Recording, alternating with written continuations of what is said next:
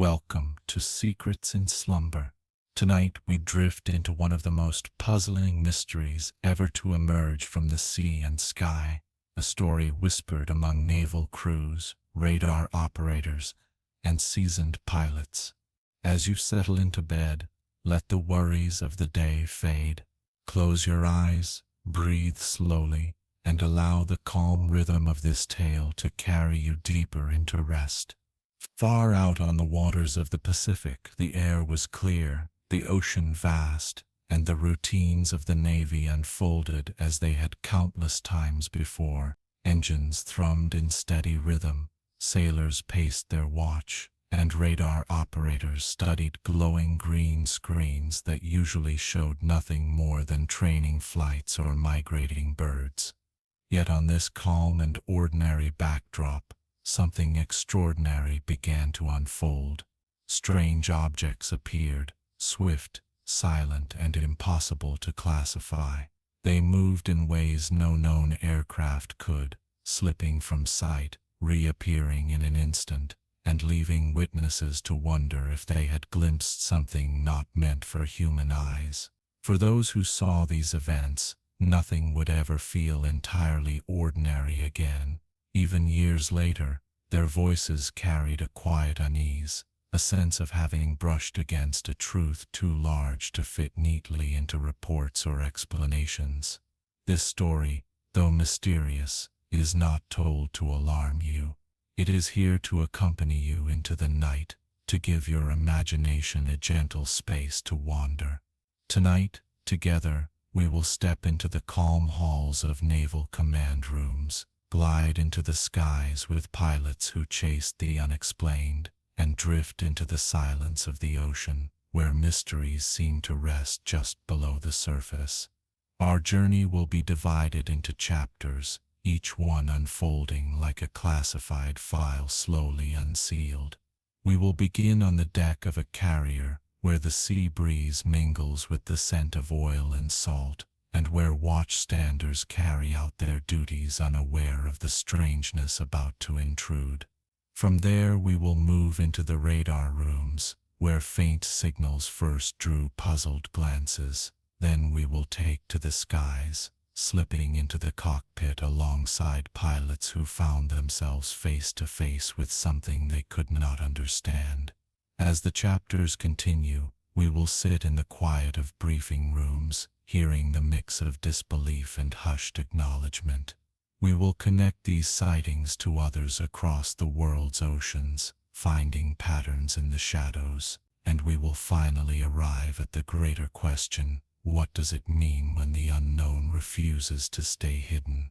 There are no jolts here, no sudden frights. Instead, you will hear the steady unfolding of events, told slowly, with care, as if each word were part of a lullaby for the restless. Imagine the hum of the ocean, the flicker of radar screens in a darkened room, and the calm voices of those who dared to share what they witnessed. You may listen through every chapter, or you may drift off somewhere along the way.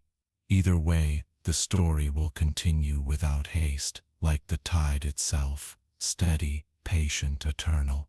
So rest your head now, ease into your pillow, and let your breathing match the gentle rhythm of the sea. The night belongs to you, and the secrets we explore are here only to guide you softly into slumber. The truth may remain hidden, but tonight, mystery itself will be your companion.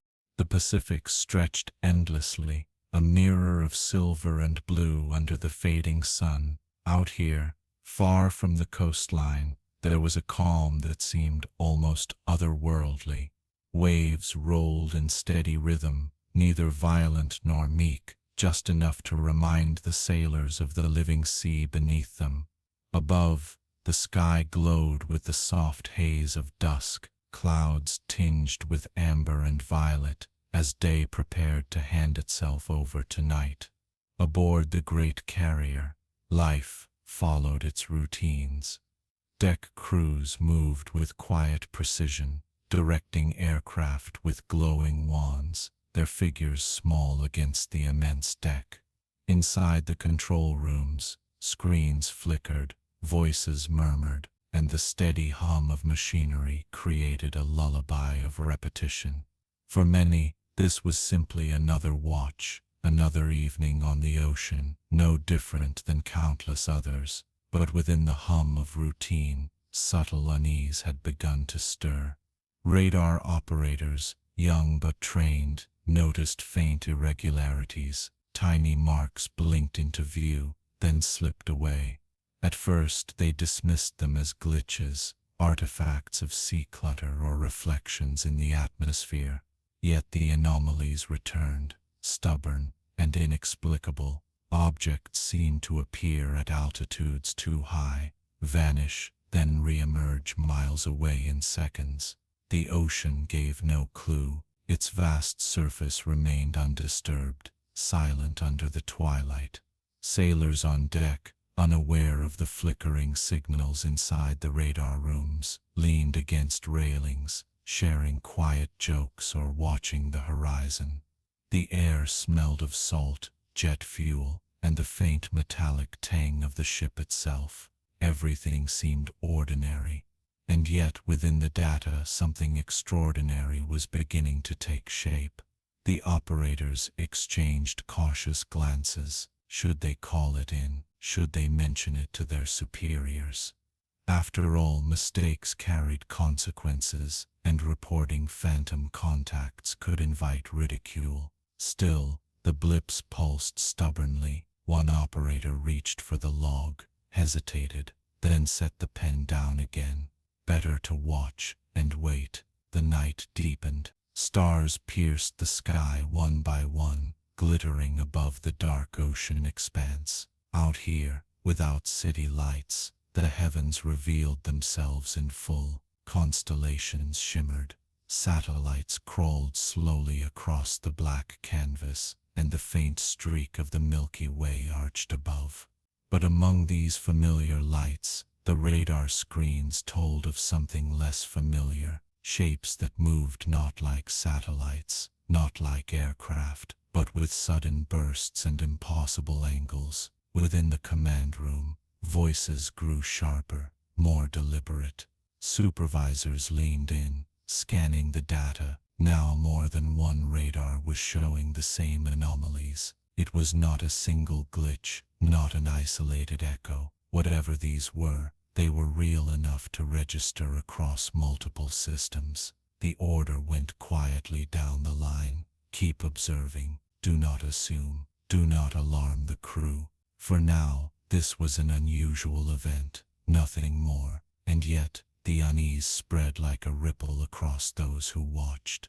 Out on deck, the night breeze carried a cool edge. Sailors pulled jackets tighter, gazing at the horizon that seemed to stretch forever. One man pointed to a strange light, faint and flickering. His companion laughed softly, dismissing it as a star. But when the light shifted, quick, deliberate, and unlike any star, the laughter faded.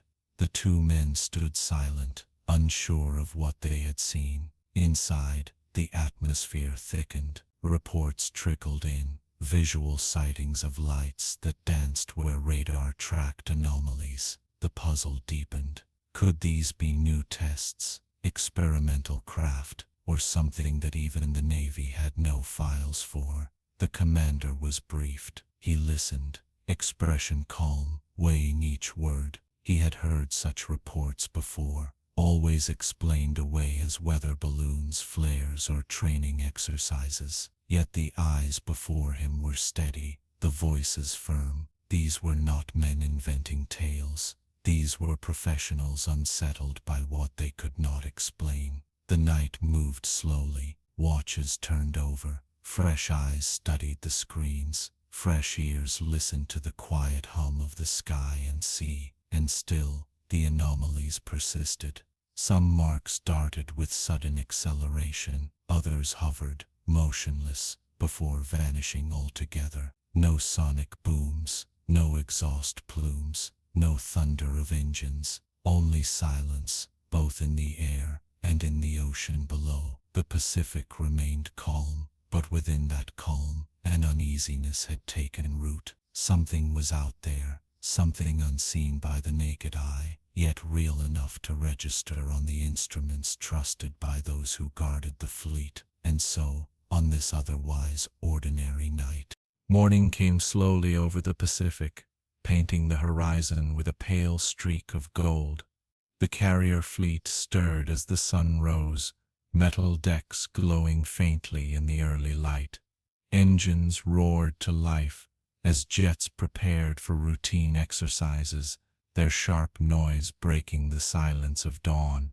Crews moved briskly, checking equipment, scanning the skies, and going about duties that to an outsider would look perfectly ordinary. Yet within the radar rooms, conversations carried a different tone. The faint anomalies from the previous night lingered in memory. Operators had logged the strange events carefully this time. Abrupt appearances, sudden accelerations, impossible altitudes. The data was reviewed, replayed, and compared. The marks were there, the signatures were real. For now, the reports stayed contained. It was better to keep them quiet, at least until something more tangible happened. Still, a whisper of tension passed among the crew. No one wanted to be the first to say it aloud, but all felt it. Something unusual was moving through the skies around them. By mid-morning, the sea glistened under bright sunshine.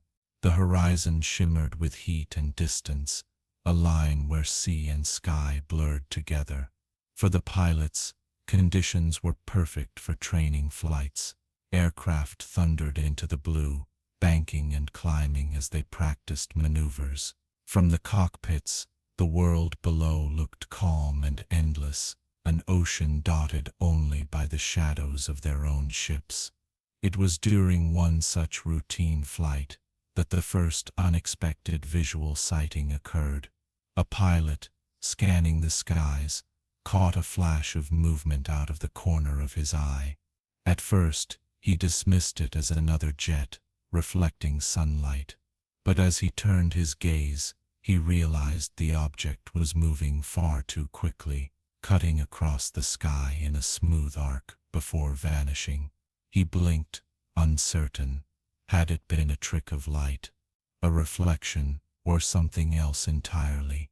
Back on the carrier, the radar told the same story. A contact had appeared, raced across miles in seconds, then disappeared. Controllers confirmed it quietly, exchanging looks but keeping their voices steady. Once again, the pattern was undeniable. The day wore on, and more sightings were whispered about. Small lights in the distance, darting movements caught on radar, objects that refused to behave like aircraft. Pilots returned with cautious reports, describing targets that seemed to vanish whenever they drew near. One spoke of chasing a contact that dropped from high altitude to sea level in an instant, leaving no wake, no splash, nothing. In the mess hall, rumors spread in low tones. Sailors compared stories, some amused, others uneasy. A few dismissed it all as imagination, glitches, tricks of the eye, or rumors stretched too far. But those who had seen the lights themselves were less quick to laugh. Their voices carried the quiet certainty of men who had witnessed something unusual. As evening returned, the fleet settled into its rhythm again. The ocean darkened to indigo, stars began to appear, and the night shift took over. Radar operators, weary but alert, watched their screens closely. They expected the anomalies to return, and they did. Once more, the faint blips appeared, accelerating, vanishing, reappearing, miles away in seconds. This time, the decision was made. Pilots were scrambled to intercept. Jets roared into the night sky, their afterburners glowing faintly as they climbed into the dark. The air was clear, the sea calm, and the only sounds were the engines and the steady breathing of men prepared for an ordinary intercept. But what they encountered was anything but ordinary. Through the darkness, they caught sight of a shape, small, white, featureless. It darted across their field of view, moved with impossible speed, then hung motionless in the air. No wings, no exhaust, no sound. A pilot banked sharply to pursue, but the object shifted away effortlessly, as if gliding on invisible rails. The cockpit radios crackled with disbelief. Voices, usually calm and clipped, carried surprise. "It's moving fast, too fast. No heat signature, no trail." Another voice chimed in. "It just dropped. No, it vanished." The radar confirmed it. The object had plummeted to sea level in an instant, stopping above the waves without disturbing the surface. It lingered for a moment, then shot skyward, disappearing into the night. The intercept ended with nothing captured, no contact established. Pilots returned, shaken but professional. They reported what they saw in measured tones, careful not to exaggerate. But their words painted the same picture. Something unknown, something unexplainable, was sharing the skies with them. Inside the carrier, the atmosphere shifted. This was no longer rumor, no longer a matter of radar glitches or stray lights. Multiple witnesses had seen it, multiple systems had tracked it. The event could not be denied. It had to be logged, reviewed, and understood, though no one truly believed it would be explained easily. The sea remained calm, the stars glittered above, and routine continued. Yet beneath the surface of ordinary operations, unease spread deeper. Something had been seen, something beyond the edge of known technology. And for those aboard the fleet, the ocean no longer felt entirely empty. This was only the beginning. The following day dawned bright and clear. The Pacific shimmered like glass, reflecting the rising sun in fractured beams. For the crew, daily duties resumed with the same mechanical rhythm: inspections, drills, maintenance, and endless watch rotations. Life on a carrier followed cycles as predictable as the tide, and yet behind the ordinary cadence, the echoes of the previous night's encounter lingered. Radar operators whispered in passing, pilots reviewed their logs twice, and conversations in the mess carried a quieter tone than usual. Those who had witnessed the darting, wingless craft replayed the memory silently, trying to fit what they saw into categories that no longer worked. Was it foreign technology? A secret project? Something not of this world? The questions multiplied, but answers remained elusive. Later that morning, another anomaly appeared. A pair of radar stations simultaneously registered a target at extreme altitude, higher than the cruising ceiling of most aircraft. The object hovered, moved laterally in a straight line, then suddenly plunged toward the sea. Within seconds, it halted just above the waves. This was logged with care, the coordinates marked, the data verified. Multiple eyes and machines confirmed the same impossible maneuver.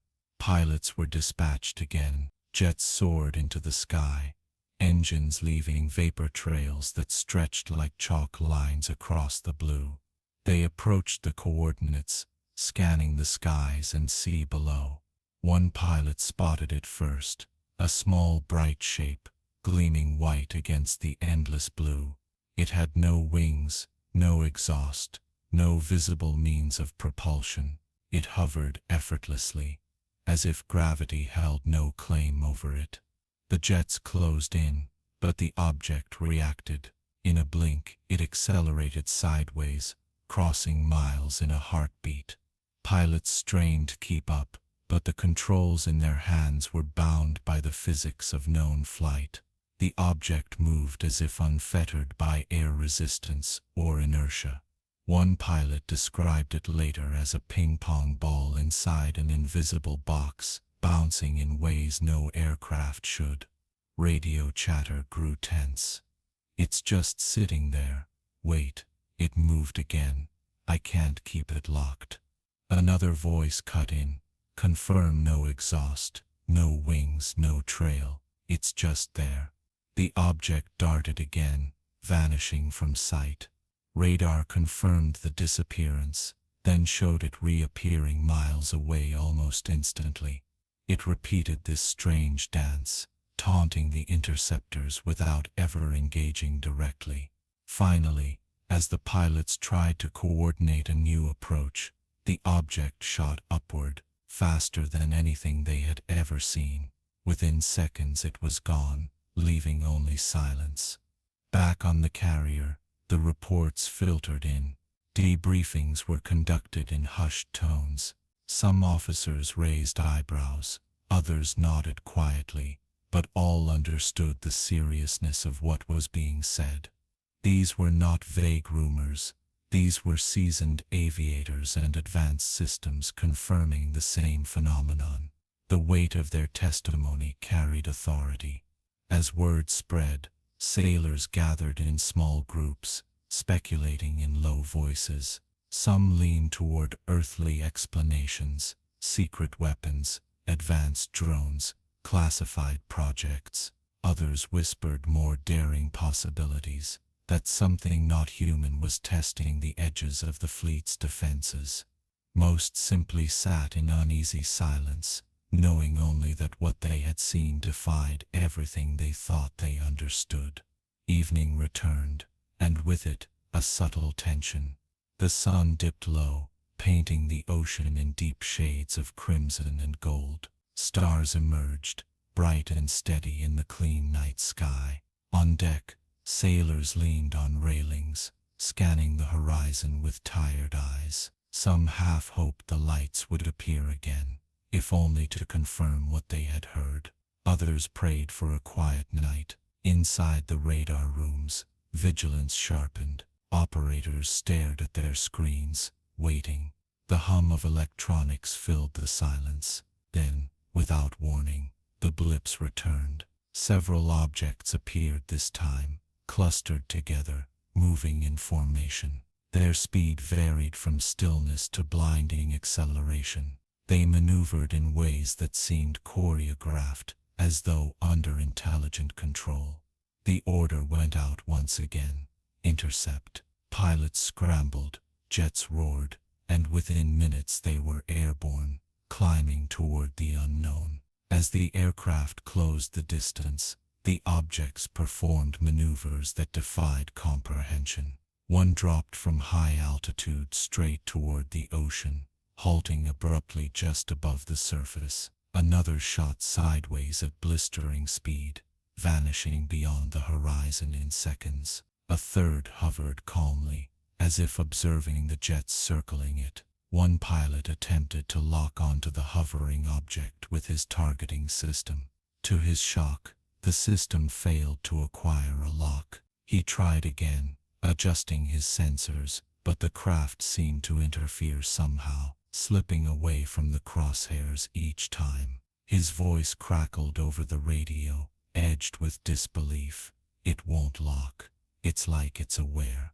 Moments later, the object darted upward and vanished. The others soon followed, disappearing as suddenly as they had appeared. The pilots returned, frustrated, but deeply unsettled. The data was logged, the debrief conducted, but no answers came, only questions. By now the encounters had escalated from isolated anomalies to repeated, undeniable events. The crew's mood shifted from curiosity to quiet apprehension. They had seen enough to know this was not a trick of radar, not a quirk of the atmosphere. Something tangible, something intelligent, was sharing their skies. Yet in the face of these mysteries, operations continued. The fleet sailed on, drills were conducted, watches changed, meals were served. Routine wrapped itself around the extraordinary, as though the normal rhythm of life could somehow contain the unexplainable. But beneath the surface, unease grew. The Pacific, once vast and empty, now felt inhabited by something unseen, something that moved with purpose beyond human understanding. And as night fell once more, the sailors of the fleet realized a truth they could not put into words. The calm ocean and sky around them were no longer as empty as they appeared. The heart of every carrier strike group beats not only on the flight deck or in the command bridge, but deep within the control rooms where radar screens glow softly in the dark. Here, sailors sit watch after watch, scanning the skies with eyes sharpened by repetition, minds tuned to recognize the ordinary and to detect the extraordinary when it appears. In the days before the encounters grew undeniable, it was here, in these dim rooms filled with the hum of electronics, that the first whispers of strangeness began. The operators, young but skilled, followed routines so familiar they could almost do them blind. Green blips moved steadily across black screens, each one tagged with numbers and data. Most nights brought little excitement. Known flights, scheduled maneuvers, or the occasional stray contact quickly explained. The silence of the ocean was usually mirrored on their scopes, but then faint signals began to appear. At first, they looked like clutter, small marks, flickering briefly before vanishing. The operators dismissed them, logging them as noise, tricks of the system, sea clutter, they called it. Ghost returns. In a world of high-powered sensors, such glitches were not unusual. Yet these marks behaved differently. Instead of fading naturally, they appeared suddenly, held steady, then darted across the screen before vanishing. Sometimes they split into two, then merged again. At times they hovered in one place, utterly still, before accelerating out of range in an instant. The first few nights, the operators kept quiet. It was easier that way. Reporting phantom contacts could invite laughter or reprimand.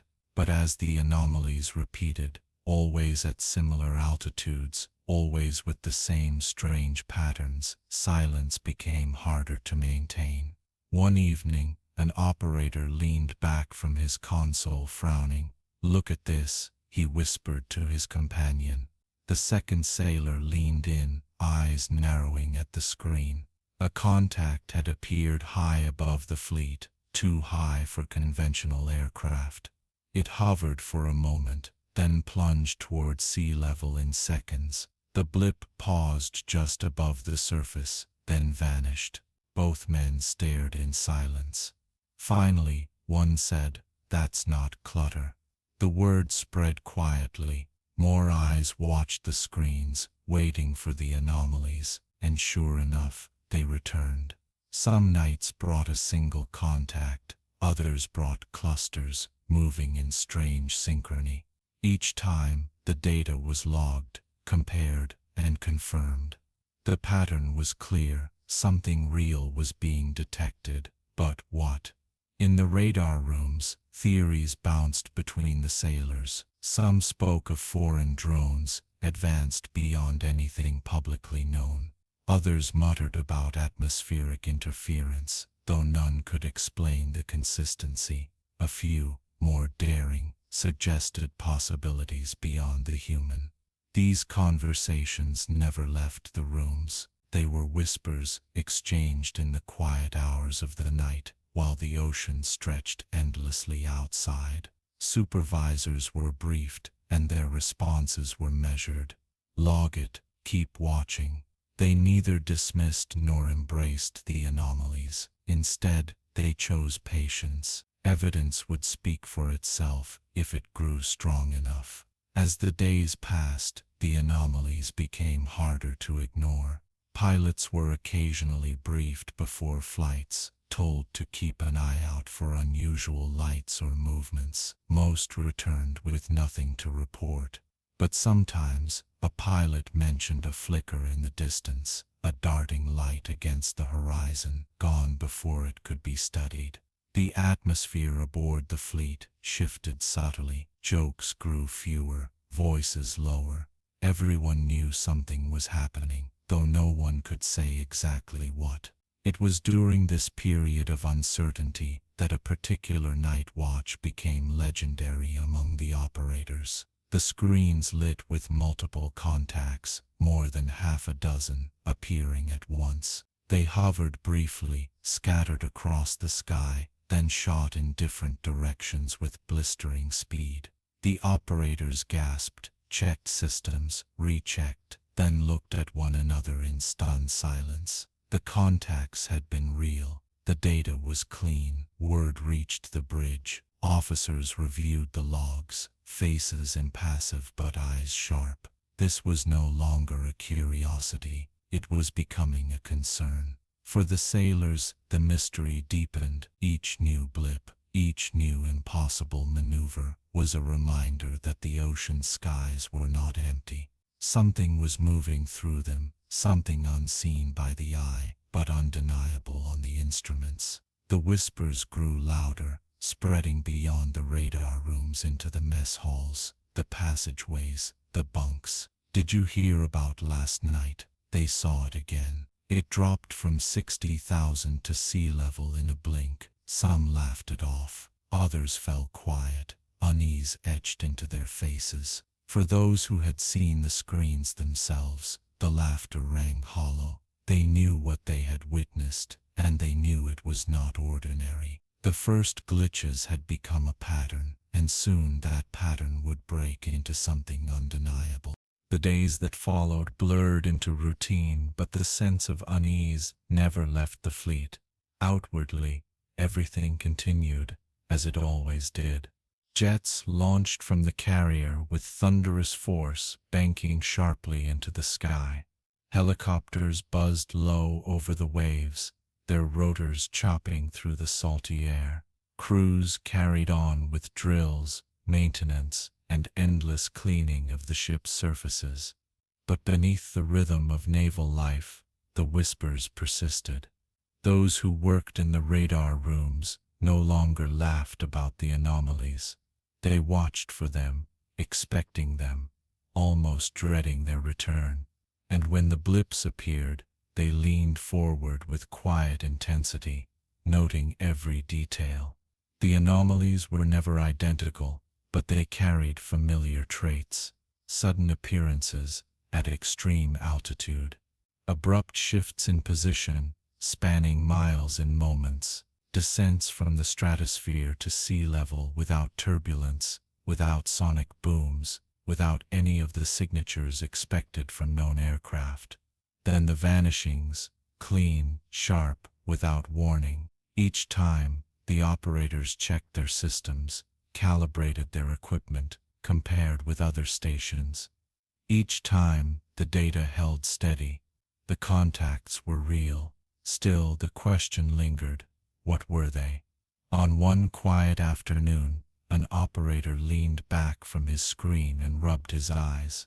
"It's back," he murmured, motioning to the glowing mark on the display.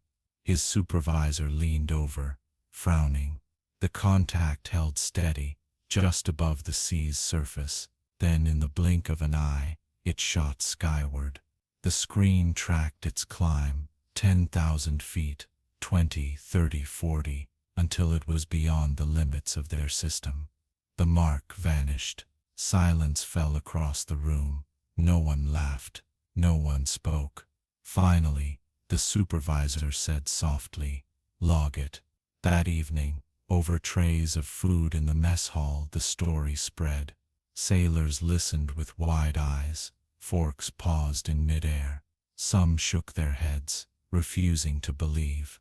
Others leaned closer, eager for every detail. The fleet was alive with speculation. Foreign tech, some said. A new kind of drone. Secret U.S. project, others whispered. We're being tested without knowing it. A few muttered words most didn't want to hear. Not from here. The atmosphere shifted. What had begun as dismissed glitches was now an unspoken truth. Something unusual was sharing the skies. Then came the night that sealed the conviction of many. The radar rooms lit with activity, more than ever before, multiple contacts, moving in formation. They darted across the screens, stopping and starting with impossible precision. Operators called out data, voices steady but tense. The room buzzed with focused energy. A decision was made. Pilots would be scrambled. The jets roared into the night, afterburners leaving glowing trails. From the cockpits, the world spread out below in inky black, the ocean invisible, except for the faint shimmer of moonlight on waves. The pilots scanned the skies, searching. Then they saw them, small bright shapes, glowing faintly against the darkness. They hovered, darted, shifted in ways that made no sense. The pilots tried to close the distance, but the objects reacted instantly, as if aware of their approach. One darted sideways at incredible speed, vanishing beyond the horizon. Another plunged toward the sea, halting just above the surface before skimming across the waves. A third hovered calmly, as if watching. "Confirm visual contact," a pilot said into his radio, voice strained. "Confirmed," another replied. "No wings, no exhaust, no heat trail."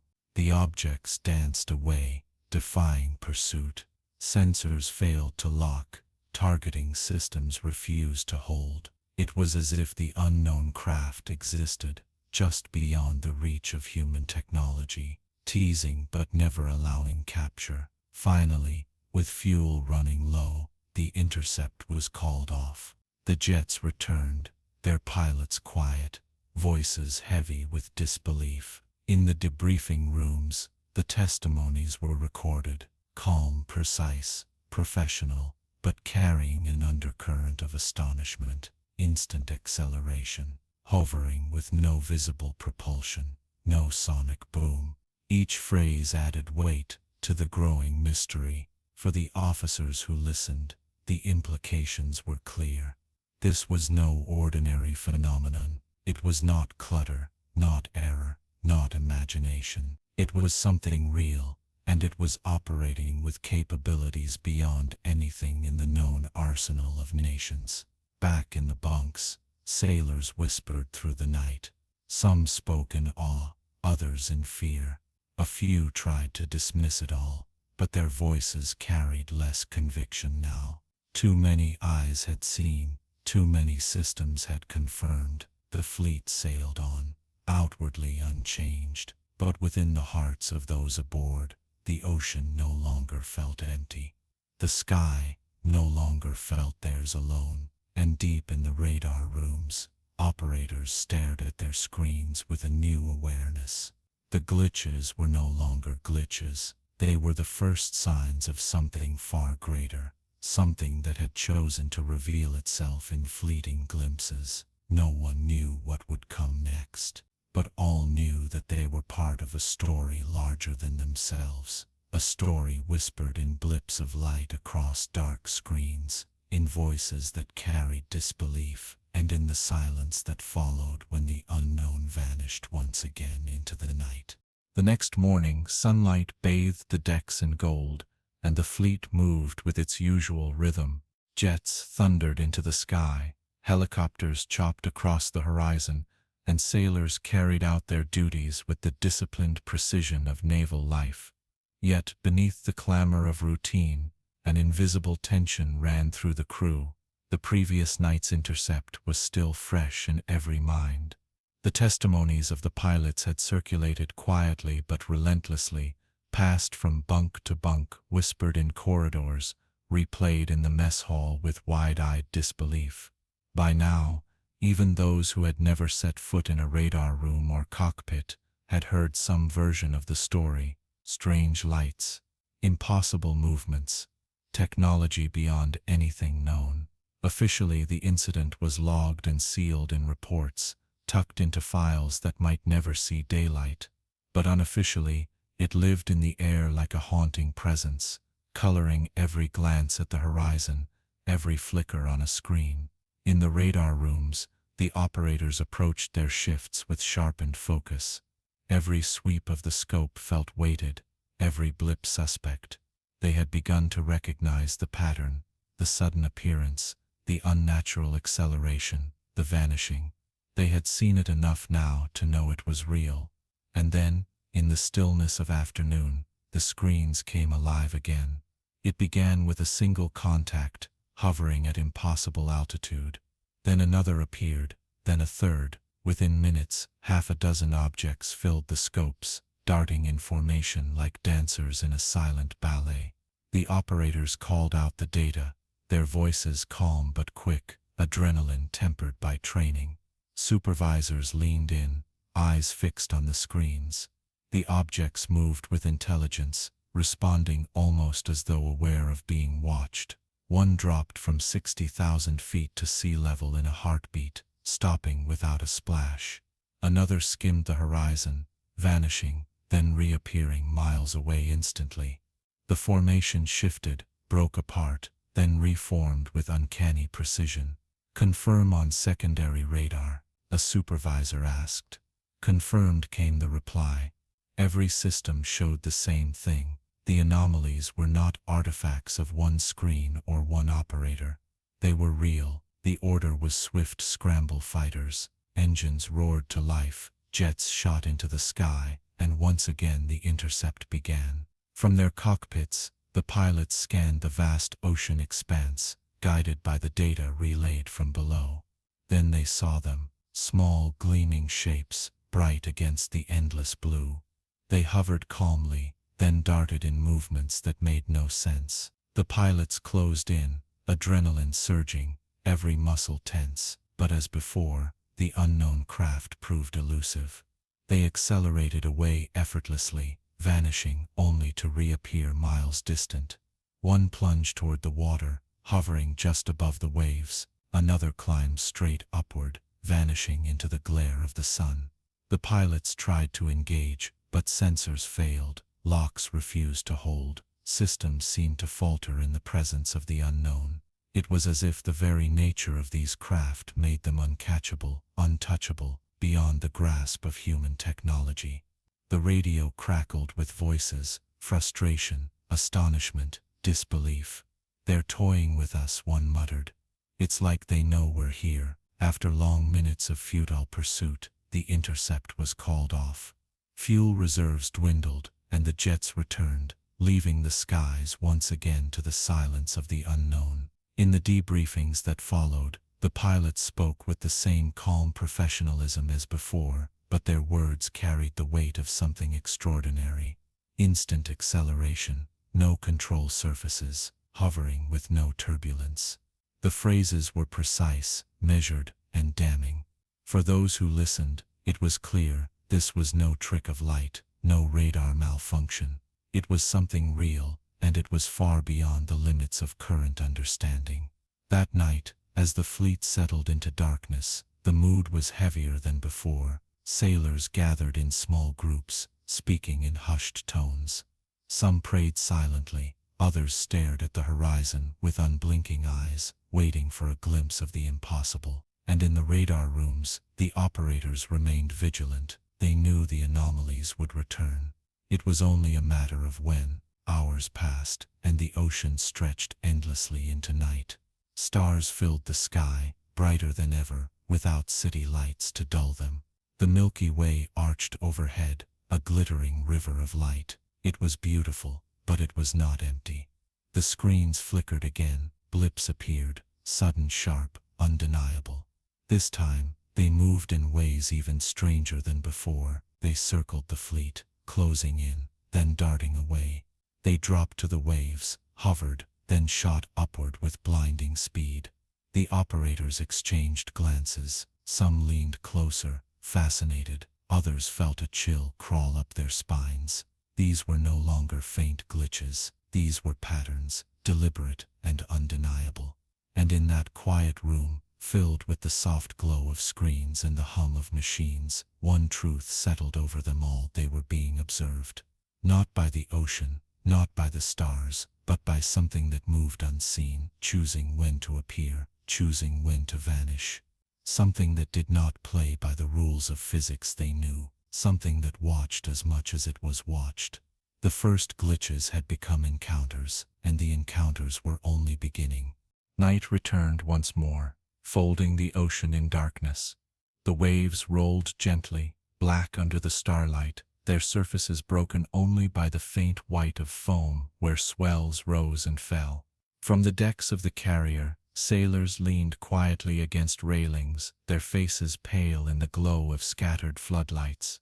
They smoked in silence, traded whispers, and stared out into the horizon, as if expecting something to rise from the sea.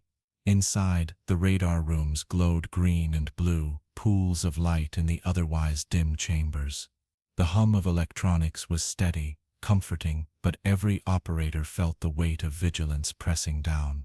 They had learned by now that the anomalies never announced themselves.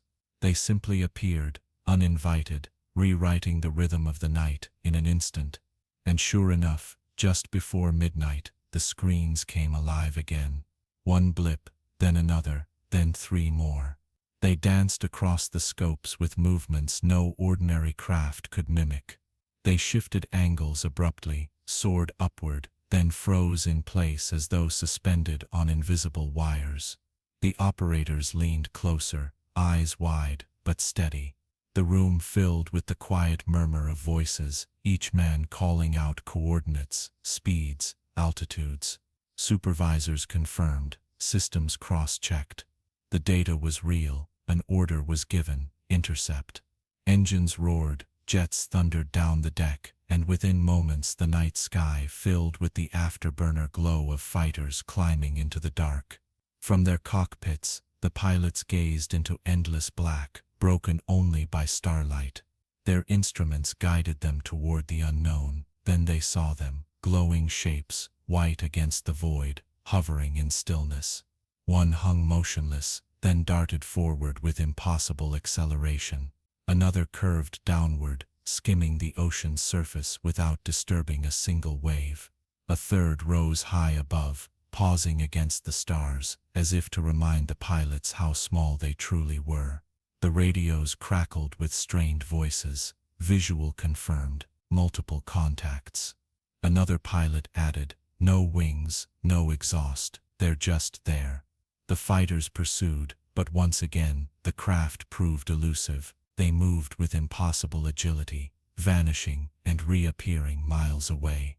Sensors failed, targeting locks slipped, as though the very systems designed to track them were useless. It was a chase against something that could not be caught. The pilots spoke in clipped sentences, their calm voices betraying awe. One described the objects as flying faster than thought itself. Another muttered that it felt as if they were being toyed with, like mice chasing shadows. Minutes dragged into an hour. The objects remained just out of reach, always near, never close enough. Finally, with fuel dwindling, the order came to return. The jets broke off, banking back toward the carrier, their engines a dull roar fading into the night. Silence fell. In the radar rooms, the operators watched as the blips lingered for a while longer, then faded one by one.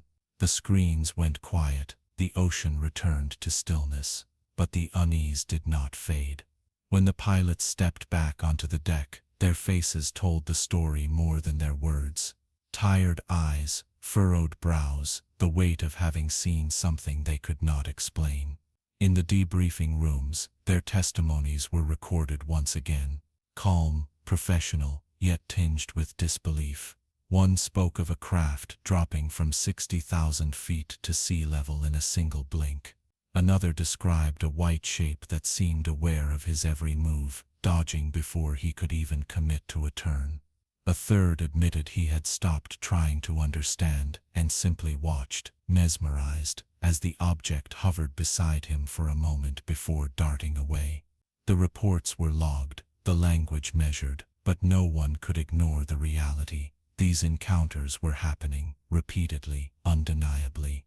As dawn approached, sailors gathered in the mess hall, bleary-eyed and restless. Conversations carried a weight they had never known before. Some men sat in silence, staring into their coffee. Others whispered theories, secret weapons, drones, technology decades ahead of its time. A few said nothing at all, lost in thought, replaying what they had heard or seen. Above them, the ocean stretched on endlessly, calm, indifferent, eternal. But to those aboard the fleet, it no longer felt empty.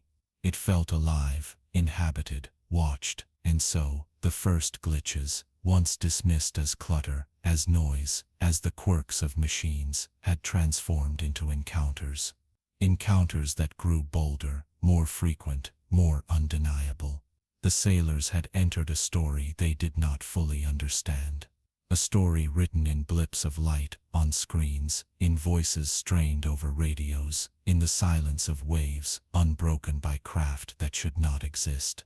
As the sun rose again, casting light over the restless sea, one truth lingered in every mind. The unknown was no longer distant. It was here, moving with them, gliding through their skies, watching from the shadows, and it was not going away. For days the fleet had lived with whispers of anomalies, radar blips darting like fireflies, strange lights reported at the edges of vision, systems recording maneuvers no aircraft should make. The sailors had spoken of it in mess halls and passageways, voices low, eyes uncertain.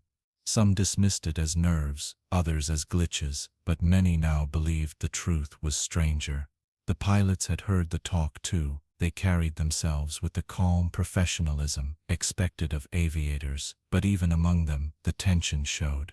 Each briefing included quiet reminders: keep eyes open, report unusual contacts. And though the words were delivered in flat tones, the meaning was clear. Something unknown was out there. On the morning of the first official scramble, the carrier deck buzzed with activity. The ocean was calm, the sky crisp, the air filled with the scent of salt and jet fuel. Deck crews moved with practiced precision, guiding the fighters into position. The rising sun cast long shadows across the steel deck, painting the scene in gold and blue. Inside the ready room, pilots pulled on flight suits, strapped into gear, and listened to the briefing officer. The details were simple. Radar had confirmed anomalous contacts. They were real, repeatable, and now required direct investigation. Eyes in the sky were needed. The pilots nodded, calm but alert. They were trained for intercepts, for unknowns, for moments where certainty failed. But even so, a question lingered unspoken. What exactly were they being sent to meet? Engines roared to life, shaking the deck with thunder. One by one the fighters taxied into position, wings gleaming under the brightening sky.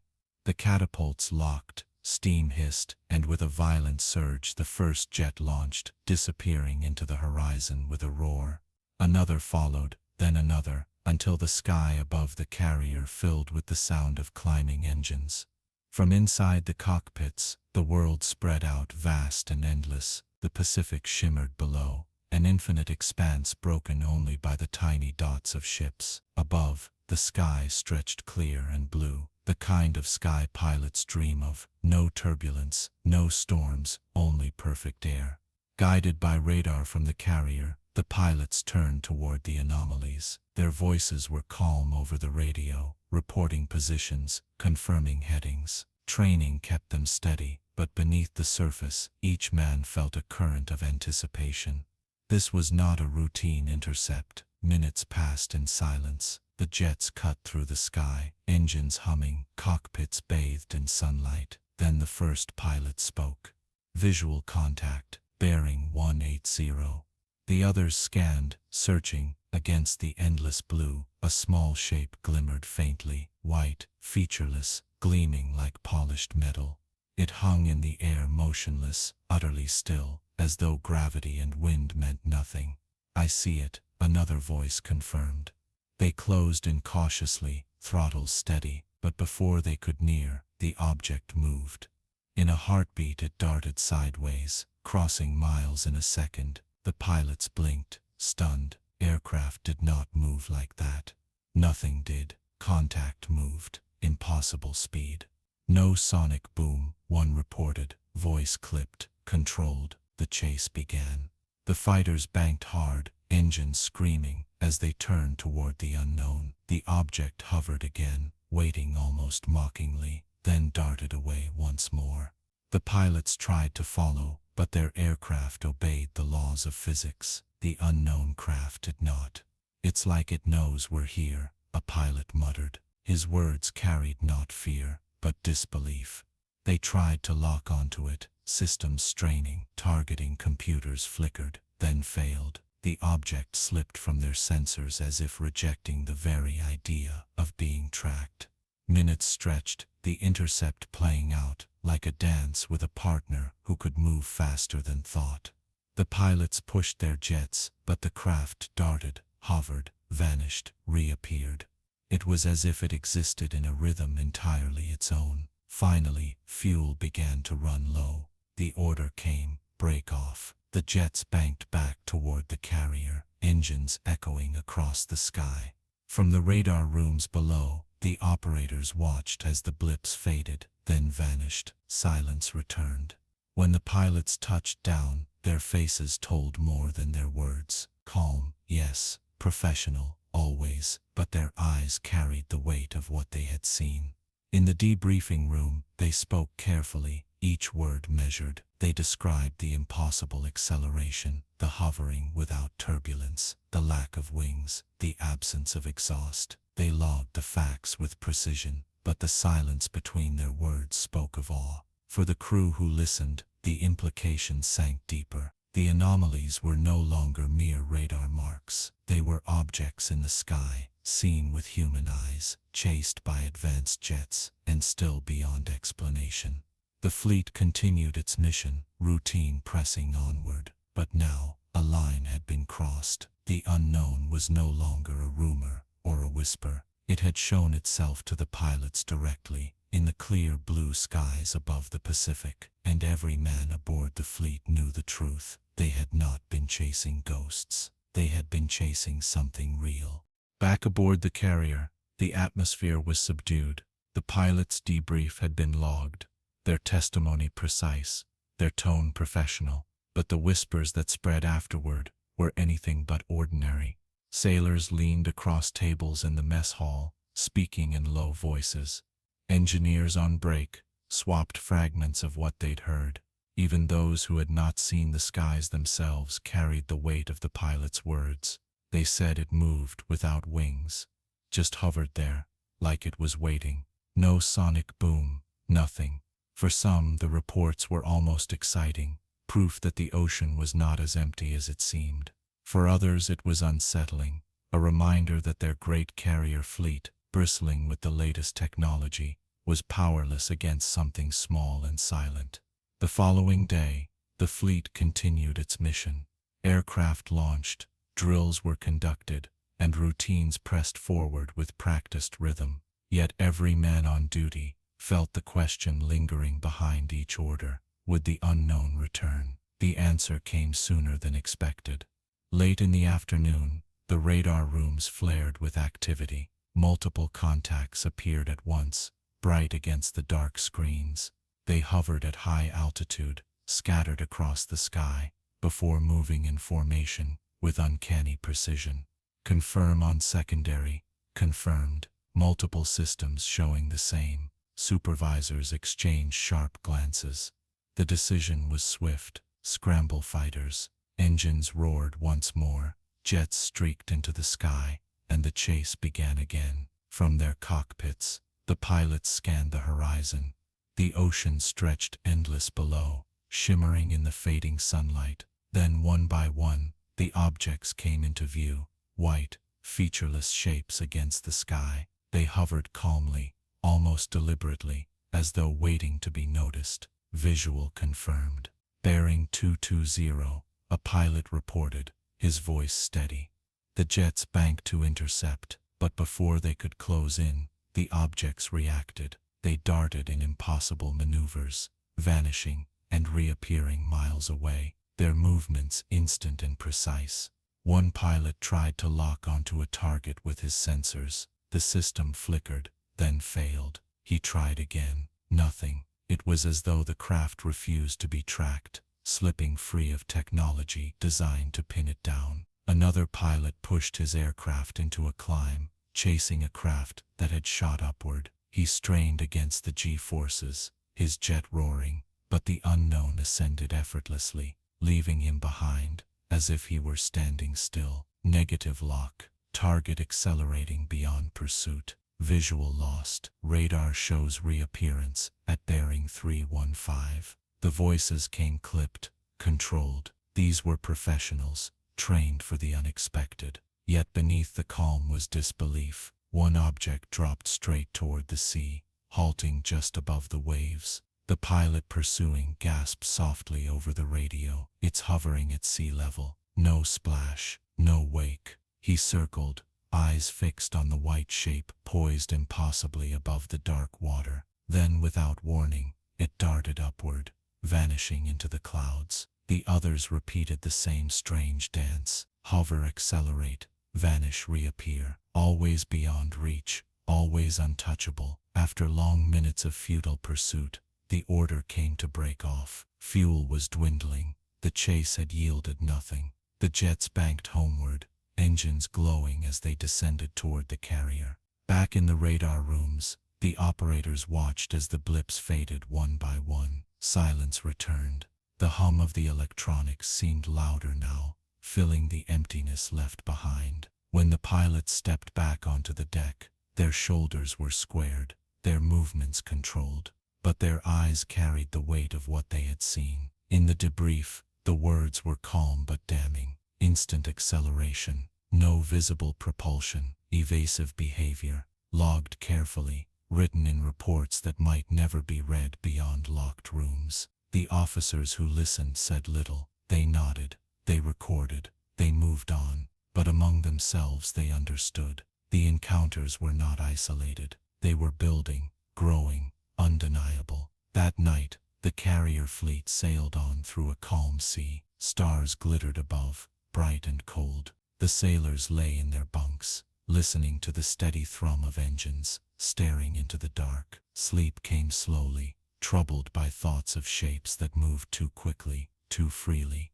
to be of this world. And in the radar rooms, the operators remained watchful. They knew the anomalies would return. They always did. The pilots had taken off, chased the unknown, and returned empty-handed. But in their wake, they had left a truth too heavy to ignore. The skies were no longer theirs alone. The encounters repeated, again and again, each one leaving the fleet more unsettled. For the pilots, the missions blurred together, briefings spoken in steady tones, takeoffs in roaring thunder, climbs into the clear blue sky, and then the inevitable pursuit of something untouchable. The first moments of each intercept felt the same. The horizon stretched endlessly, the ocean gleamed below, and the silence of the cockpit wrapped around them. Then came the reports from the radar rooms, contacts at bearing, altitude, range.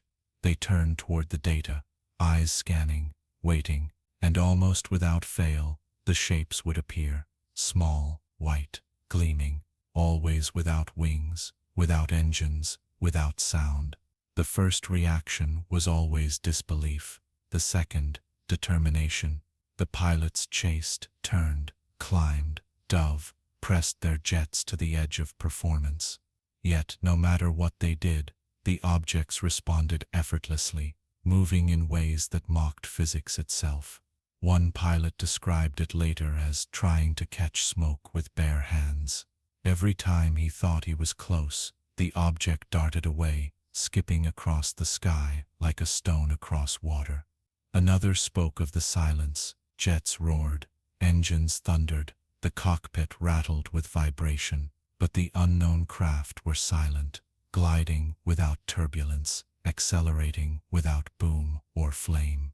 The contrast left him uneasy, as if he were watching something that belonged to a different set of laws. Each chase ended the same. Fuel dwindled, the order came, and the jets banked homeward.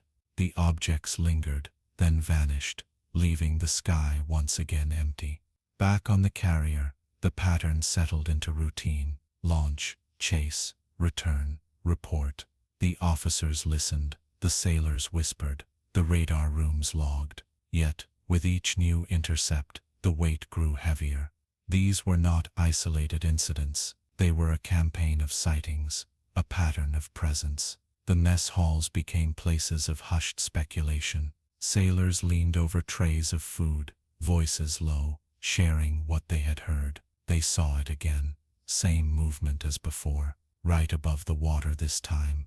The words spread like smoke, filling every corner of the ship. Some tried to laugh it off.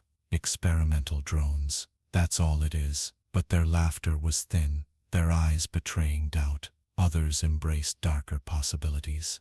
If it isn't ours, and it isn't theirs, then what is it? No one answered. No one could.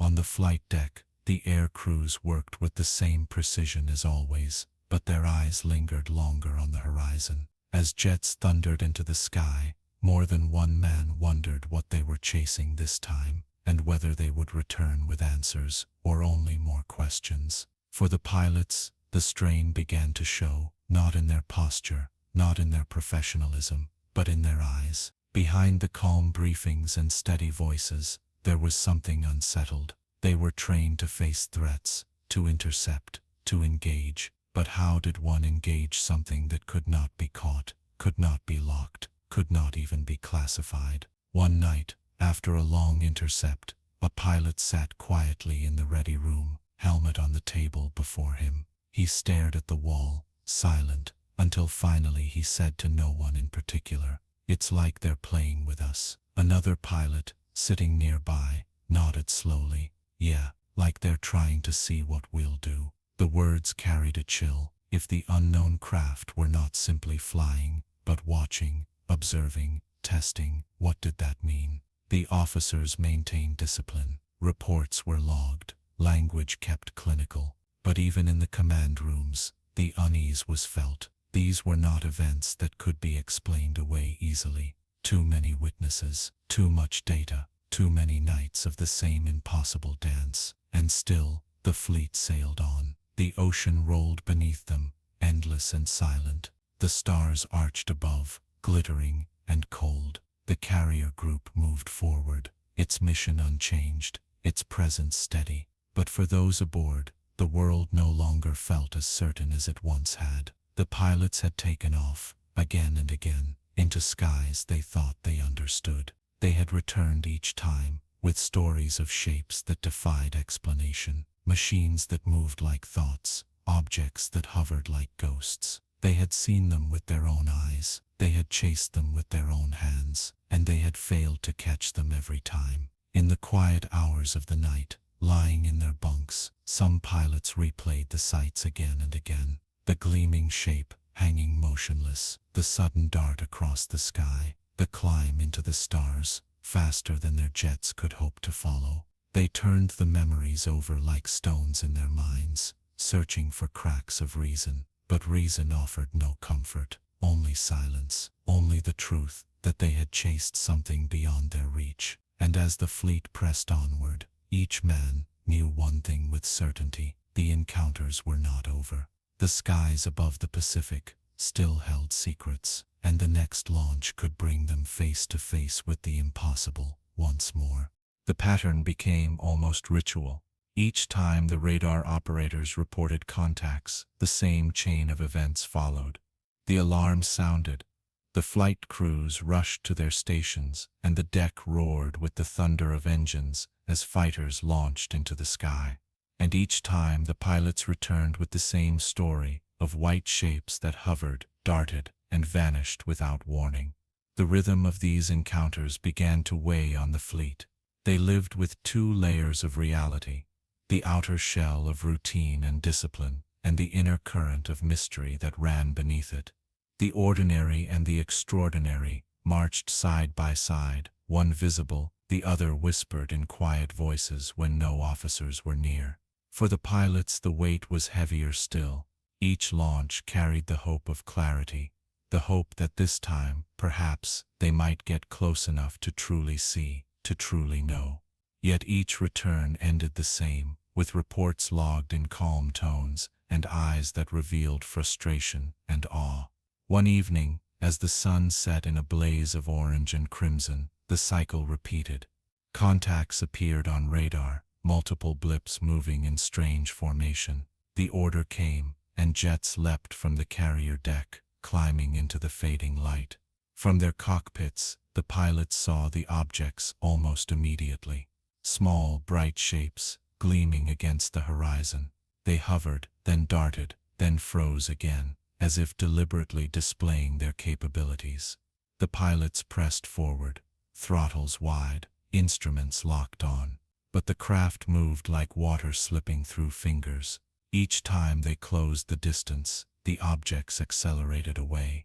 Each time they tried to track, the systems faltered. One pilot, his voice strained but calm, reported, "Target moved 90 degrees instantly." Another added, "It's like they're ignoring physics entirely." The chase went on until fuel limits forced a return. Once again the unknown had shown itself, and once again it had eluded capture. Back on deck, the scene repeated, as always. Pilots walked across steel, under the roar of engines, helmets in hand, shoulders squared. Their debriefs were delivered with measured tones, words precise and unemotional. But in the pauses, in the silences, the truth glimmered. They had seen the impossible again. In the mess halls, the whispers deepened. Sailors repeated fragments of testimony, their voices hushed. Some admitted to watching strange lights themselves, distant flickers over the sea at night. Others shook their heads, unwilling to believe. But belief mattered less with each passing day. Too many had seen, too many had heard. The carrier itself seemed to feel heavier, as though the steel decks carried not only the weight of machines and men, but also the burden of secrets. The hum of the engines, once comforting, now felt like a drumbeat against which the unknown played its silent game. One night, a pilot lingered on deck long after landing, staring at the stars. Another joined him, silent at first, then asked, "What do you think they are?"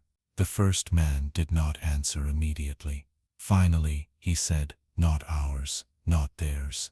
Beyond that, I don't know." The words hung between them, swallowed by the night. For the officers, the dilemma was profound. Their duty demanded precision, demanded reports, grounded in fact. But how did one describe what defied every known fact? They wrote, they logged, they classified. Yet even in official language, the extraordinary could not be hidden. The encounters continued. Day after day, night after night, the same ritual unfolded. Radar, launch, pursuit, return. Each time, the same outcome. Each time, the same silence in the aftermath. But the accumulation of events created something greater than any single encounter. A narrative began to form, undeniable and unshakable. The fleet was not alone. It was a truth carried in every pilot's eyes, in every sailor's whisper, in every operator's quiet nod as blips danced across screens. The skies above the Pacific were inhabited, not by allies, not by enemies, but by something that chose to reveal itself on its own terms. As the carrier sailed on beneath the stars, the men aboard knew their mission had taken on a new weight.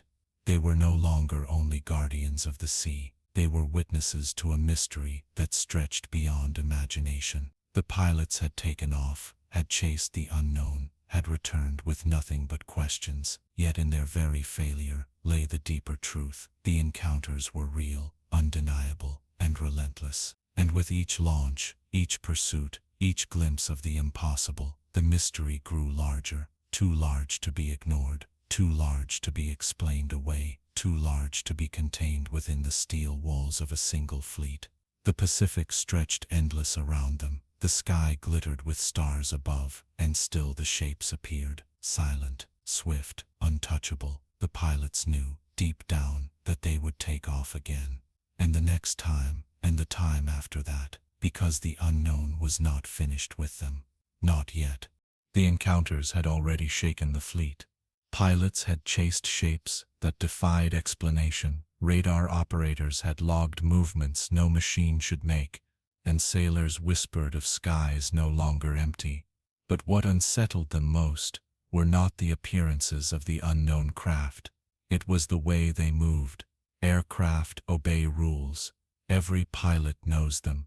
To climb, an aircraft must bank, trade speed for altitude, strain its engines. To turn, it must carve arcs through the sky, its momentum fighting against the pull of physics. To accelerate, fuel must burn, exhaust must roar, energy must be spent. These truths are as familiar to aviators as breathing, yet the objects ignored them.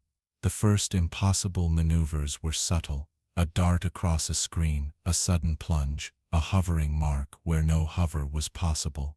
But as the encounters grew, so did the strangeness. One night, an object appeared high above the fleet, shimmering faintly against the stars. The pilots who scrambled to intercept found it hovering, utterly motionless. They closed in cautiously, throttles steady. Then, in a blink, the object shot downward, not at an angle, not in a dive, but straight down, as if gravity itself had tightened its grip. From 60,000 feet to sea level in an instant, no sonic boom, no turbulence, no splash, as it halted just above the waves. The pilots gasped over the radio. "It just dropped," one said flatly. "Like falling without falling." Before they could react, the object darted sideways, faster than their jets could turn. In the time it took to blink, it was gone, reappearing miles away. The radar rooms confirmed every move. Operators called out speeds that seemed impossible. Mus 5, Mus 5, Mus 5, 7. Voices stammered, though they knew such numbers belonged to missiles, not to hovering craft. But even missiles obey physics. They burn fuel, leave trails, follow predictable arcs. These objects did none of that. Another time, an object hovered just above the ocean, its white form gleaming faintly against dark water. A pilot approached cautiously, circling, eyes fixed on the strange craft. It hung motionless, indifferent to the roaring jet that circled it. Then, as if mocking the pursuit, it shot upward at blinding speed, vanishing into the heavens. The pilot's voice, calm but strained, crackled over the radio. No acceleration curve, just gone. On deck, sailors traded fragments of these stories, their voices hushed. Some compared the objects to toys, skipping across the sky, without effort. Others said they moved like ideas, appearing wherever they wished, ignoring the space between. The officers, bound by duty, logged each report with precision. The language was clinical. Object demonstrated instantaneous acceleration. Object descended without sonic boom. Object executed 90-degree turn at high velocity. But behind those words was the same quiet disbelief. One intercept stood out above the rest. Pilots pursued an object that moved like a ping-pong ball, bouncing across the sky in sharp, angular motions. No arc, no curve, only instant changes in direction. Each shift should have crushed any pilot with unbearable force, yet the object moved without pause, as though inertia held no sway. "It's breaking the rules," a pilot said afterward. "Not bending them, breaking them." The radar logs told the same story. Contacts appeared, vanished, reappeared. Some hovered, then darted away. Others moved in formation, stopping and starting in perfect unison. Each movement was deliberate, precise, and beyond anything human machines could endure. The sailors could only watch, listen, and wonder. In the mess hall, a young operator leaned forward, eyes wide. "If we tried those moves, we'd black out, we'd be torn apart." His companion nodded slowly, whispering, "So whatever's inside those things, it isn't like us." The word spread, never loudly, but always persistently. The impossible maneuvers were not just technical mysteries, they were proof that something different, something alien to human limits, was at play. And as the encounters repeated, the truth became harder to avoid. These were not machines bound by the same rules as the jets that chased them. They were something else, something that played with physics as easily as the sea played with light. The fleet sailed on, its engines humming, its steel decks steady beneath the boots of sailors, but above them, in skies that once felt familiar, the unknown danced, silent, swift, untouchable. And in every pilot's memory, the same images repeated: the sudden drop, the impossible climb, the instant dart across the horizon. Movements no machine should make. Movements that whispered of a reality beyond their own. The impossible maneuvers had become the hallmark of the encounters. And for those who witnessed them, they carried a single message. The rules of the sky were no longer theirs alone. The memory of those maneuvers lingered long after each intercept. Pilots replayed them in their minds during quiet moments, lying in bunks or staring at the horizon from the deck. They tried to fit the movements into categories they knew: aircraft, missiles, drones, but no matter how they turned it over, nothing fit.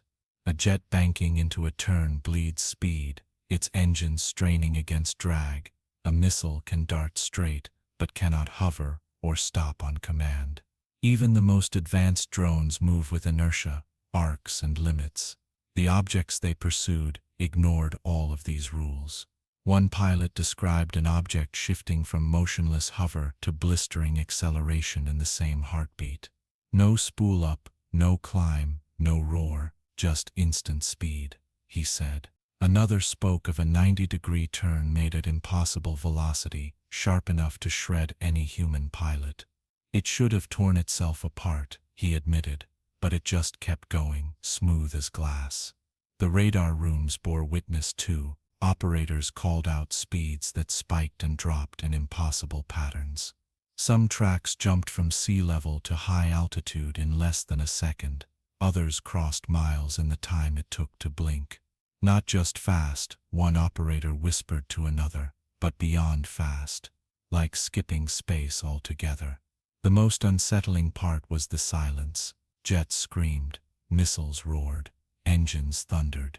The unknown craft moved without sound, without turbulence, without trails. They glided as though the air itself offered no resistance. During one intercept, a pilot circled an object that hovered above the water.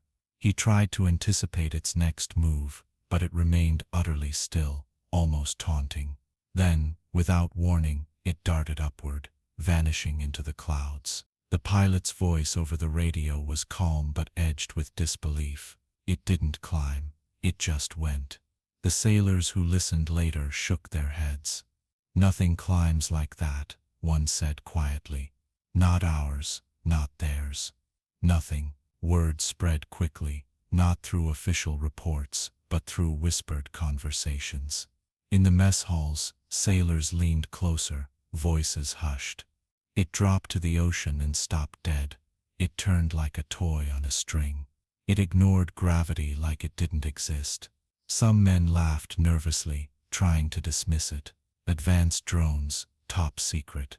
That's all. But their eyes betrayed doubt. Others were more direct. If it was ours, why test it on us? If it was theirs, why reveal it so openly? Silence usually followed that question. No one wanted to say the word out loud, but the implication hung in the air. Not ours, not theirs. Something else. For the officers, the reports grew more troubling with each encounter. The logs piled up, each one recording the same impossible maneuvers in sterile, clinical language. Instantaneous acceleration observed. Object executed right-angle turn without deceleration. No sonic boom detected despite hypersonic velocity. Behind the clipped phrases was disbelief. The officers wrote what they had to, but none could explain it. One intercept became the subject of particular focus. Pilots reported an object darting across the sky in sharp, angular motions, like a ping-pong ball bouncing inside an invisible box. Each change in direction should have crushed its occupants with unbearable force. Yet it moved effortlessly, each shift precise and deliberate. It doesn't just move fast, one pilot said afterward. It moves like inertia, doesn't matter. The phrase stuck. Sailors repeated it quietly. Inertia doesn't matter. It summed up the impossibility better than any technical term could. The impossible maneuvers transformed the mood aboard the fleet. What began as curiosity became unease, and unease deepened into something closer to awe. The sailors had always known the ocean could hide mysteries. Now they realized the sky above could hold them too. At night, men lingered on deck, staring upward. The stars glittered cold and steady. Satellites crept across the black canvas, and meteors occasionally streaked through. But among those familiar lights, they imagined other shapes, darting, hovering, vanishing, moving in ways no human eye could fully track. One sailor muttered as he leaned against the railing, "It's like they're painting with physics, and we're still scribbling with crayons." The impossible maneuvers were no longer isolated anomalies. They were the defining feature of the encounters. Each one carried the same message: the rules of flight, the rules of physics, the rules every aviator lived by. None of them applied. And for the fleet, that realization carried a quiet weight. The Pacific rolled on, endless and calm. The carrier's engines hummed, steady and reassuring. But in the minds of those aboard, the sky had changed. It was no longer a place of order and rules. It was a canvas where the impossible played freely, unbound, untouchable. The sailors and pilots had become witnesses to something beyond their world, and though they could not name it, they knew one truth for certain: the impossible was real. The fleet had now accepted, quietly and without ceremony, that the skies above them were not theirs alone. It was no longer a matter of debate. The logs, the intercepts, the repeated testimonies all told the same story. Something was there, something that moved in ways no one could explain. The most haunting aspect of it all was how deliberate the maneuvers seemed. These were not random motions, not the stutters of malfunctioning machines. They were precise, purposeful, and at times eerily playful. One night, multiple contacts appeared on radar, circling the fleet like sharks around a drifting ship. They moved in perfect unison, their blips aligning and separating with a choreography that felt intentional. Operators leaned forward, eyes wide, calling out bearings and altitudes. Supervisors confirmed. Pilots scrambled. When the jets closed in, they found the objects hovering in stillness. Then, with sudden precision, the shapes darted away in different directions, only to reunite miles away, as if nothing had changed. The pilots reported what they saw, their voices steady but edged with disbelief.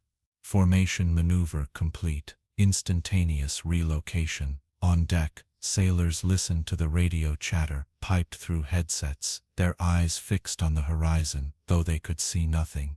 When the pilots landed hours later, the mess halls buzzed with new whispers. They're flying in teams now. Not just random, coordinated. Another encounter unsettled the crew even further. An object hovered low over the water, white and gleaming. Jets approached cautiously, circling. Then, without warning, the object dove into the ocean itself. Pilots gasped, reporting what they saw. The water should have erupted in spray, should have churned with turbulence. Instead, the surface barely rippled, as if the craft had passed through without resistance. Radar lost it. Sonar could not confirm. For long minutes, silence hung over the radios. Then the object reappeared above the waves, hovering in the same place, untouched and unchanged. It lingered there before darting into the sky, vanishing once again. The reports that followed were clinical. Object entered ocean without disruption, re-emerged at same coordinates. But the sailors who heard the story could not shake the image. Something had moved through sea and sky, as easily as stepping from one room into another. "What kind of machine does that?" one man whispered. No one answered. The impossible maneuvers grew bolder.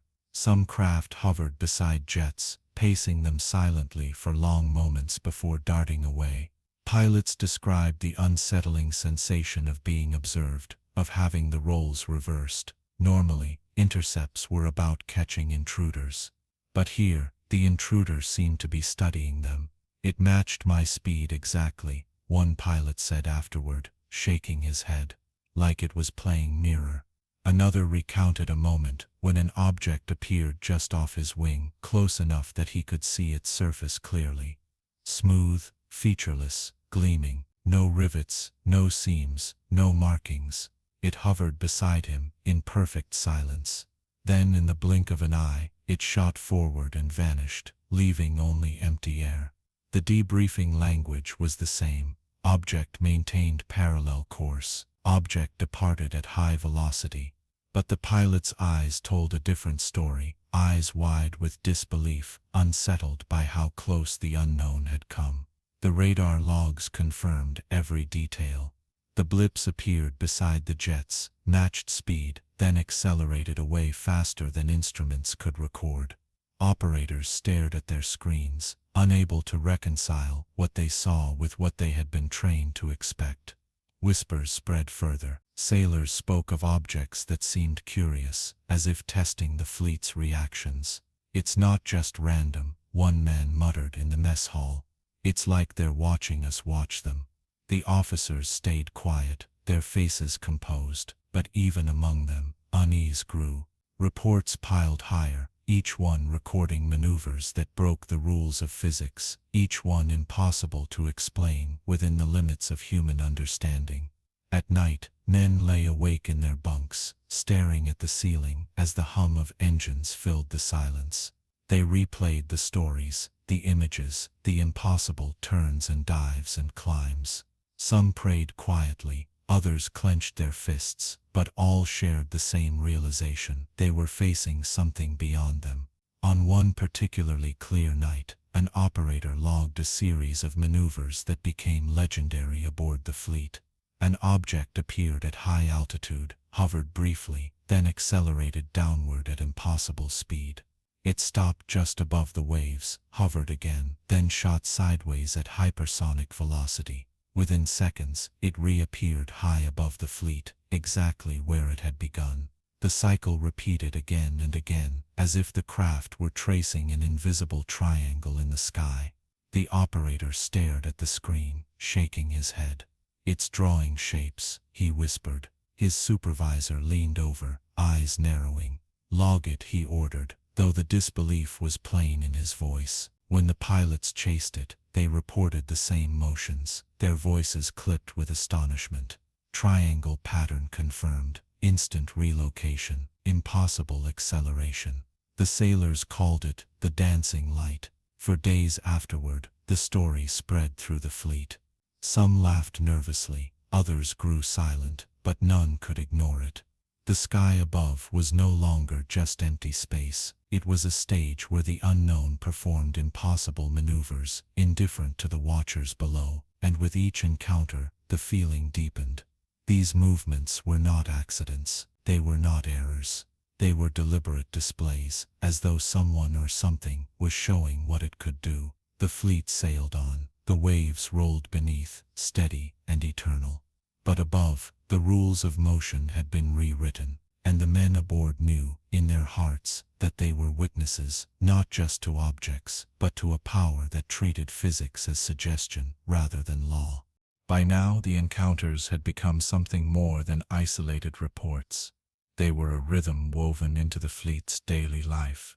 Radar operators no longer wondered if the anomalies would return, they wondered when. Pilots no longer questioned whether they would see something impossible. They asked themselves how close it would come this time. The whispers spread with the inevitability of tidewater, in the mess halls, in the passageways, even in the quiet corners of the ship where sailors gathered to rest. The conversations always returned to the same point. They can do things we can't explain. Some men tried to rationalize. Advanced tech, maybe 30 years ahead, maybe ours, maybe theirs. But the words rang hollow. Everyone knew what physics demanded, and everyone knew the objects defied those demands. The impossible maneuvers had become their signature. One afternoon, during a routine patrol, an object appeared on radar at 30,000 feet. A pair of jets moved to intercept. From their cockpits, the pilots spotted it, gleaming white, motionless against the endless blue. As they closed in, the craft darted straight upward. Not at an angle, not in a climb, straight up, faster than anything they had ever seen. Contact departed vertically, one pilot reported, his voice clipped but strained. No arc, no acceleration curve, just vertical departure. Moments later, the object reappeared miles away, hovering as if nothing had happened. The jets turned to pursue, but once again, it darted out of reach. The operators below tracked the entire maneuver. Altitudes spiked, speeds surged, and then, silence. The blip vanished, only to reappear somewhere else, as if space itself had been skipped. "It's moving, like it doesn't care about distance," an operator whispered. His words spread quickly, repeated again and again. Another intercept followed, days later. This time, an object appeared at low altitude, skimming above the waves. Pilots closed in, circling carefully. Without warning, the craft darted to their left, then halted instantly. One pilot banked to follow, but his instruments couldn't keep up. "It's stopping dead," he said over the radio. No bleed off, no inertia. The language was clinical in the report. Object demonstrated abrupt deceleration, without turbulence. But for those who heard the story firsthand, the image was far more haunting, a machine that could ignore momentum itself. In the nights that followed, sailors leaned on railings, staring at the stars with restless eyes. The universe felt closer, heavier, as if the unknown had crept into their very air. One man muttered to his companion, "We're flying props in a world that runs on something else." Even the officers, disciplined and controlled, felt the strain. The logs grew thicker, each one recording maneuvers that defied comprehension. The words remained careful: acceleration, deceleration, relocation. But in private, the officers exchanged glances heavy with meaning. They knew they were witnessing something unprecedented. What disturbed them most was not just the impossibility, but the repetition. These weren't one-off miracles. They were demonstrations, repeated again and again, as if to make a point. The message was clear, even if unspoken: we can do this whenever we want. One night, as the fleet sailed under a sky scattered with stars, the operators logged a maneuver that pushed disbelief to breaking. An object appeared, darted across the screen, then stopped instantly. A second later, it jumped backward, retracing its path at the same impossible speed. Then it repeated the sequence again, forward and back, like a pendulum made of light. When the pilots arrived, they confirmed the sight. Object repeating maneuver, no change in velocity, instant reversal. The image seared itself into memory, a craft bouncing through the sky like a toy, moving as though inertia were a suggestion, not a law. The sailors whispered about it for days. "It's not showing off, it's teaching us something, showing what's possible." Others shook their heads, unwilling to even try to interpret. But no one forgot. The fleet pressed onward, engines thrumming, routines intact. But every man aboard knew they had crossed into new territory. The impossible maneuvers were no longer just anomalies. They were proof that something was here, moving with intelligence, defying the boundaries of human science. And as the carrier cut through the vast Pacific, the truth weighed on them all. The skies were no longer governed by rules they understood. The unknown had rewritten them. For the sailors, the operators, the pilots, this realization was as heavy as the ocean itself. They had seen it, tracked it, chased it, and though they could not name it, they could not deny it. The impossible was no longer theory. The impossible had become their reality. The ocean stretched endless, calm and silver in the morning light, but inside the carrier's control rooms, there was no calm. Screens glowed softly in the dimness, painting every face with shifting shades of green. Operators hunched forward, their eyes fixed, their fingers moving lightly across dials and switches. The soft hum of electronics filled the air like a steady heartbeat. Radar was the ship's second set of eyes, the guardian that never blinked. It saw what human eyes could not. And now those electronic eyes were showing something that defied every expectation. The earliest anomalies had been dismissed as clutter. Every radar sailor had been taught that machines sometimes lied. Ghost returns appeared on screens without reason, caused by reflections off waves, temperature layers in the atmosphere, or even migrating flocks of birds. Blips could shimmer into existence, hold for a moment, then fade away without consequence. These were the natural quirks of powerful instruments scanning the wide horizon, but this clutter had begun to repeat. The same altitudes, the same sudden appearances, the same vanishing acts. At first men laughed it off, shaking their heads, calling it the ghosts, but repetition is a language of its own, and the ghosts were speaking too clearly to ignore. Operators are trained not only to read their screens but to trust their instincts. They know when something feels like noise and when something carries weight. And this carried weight.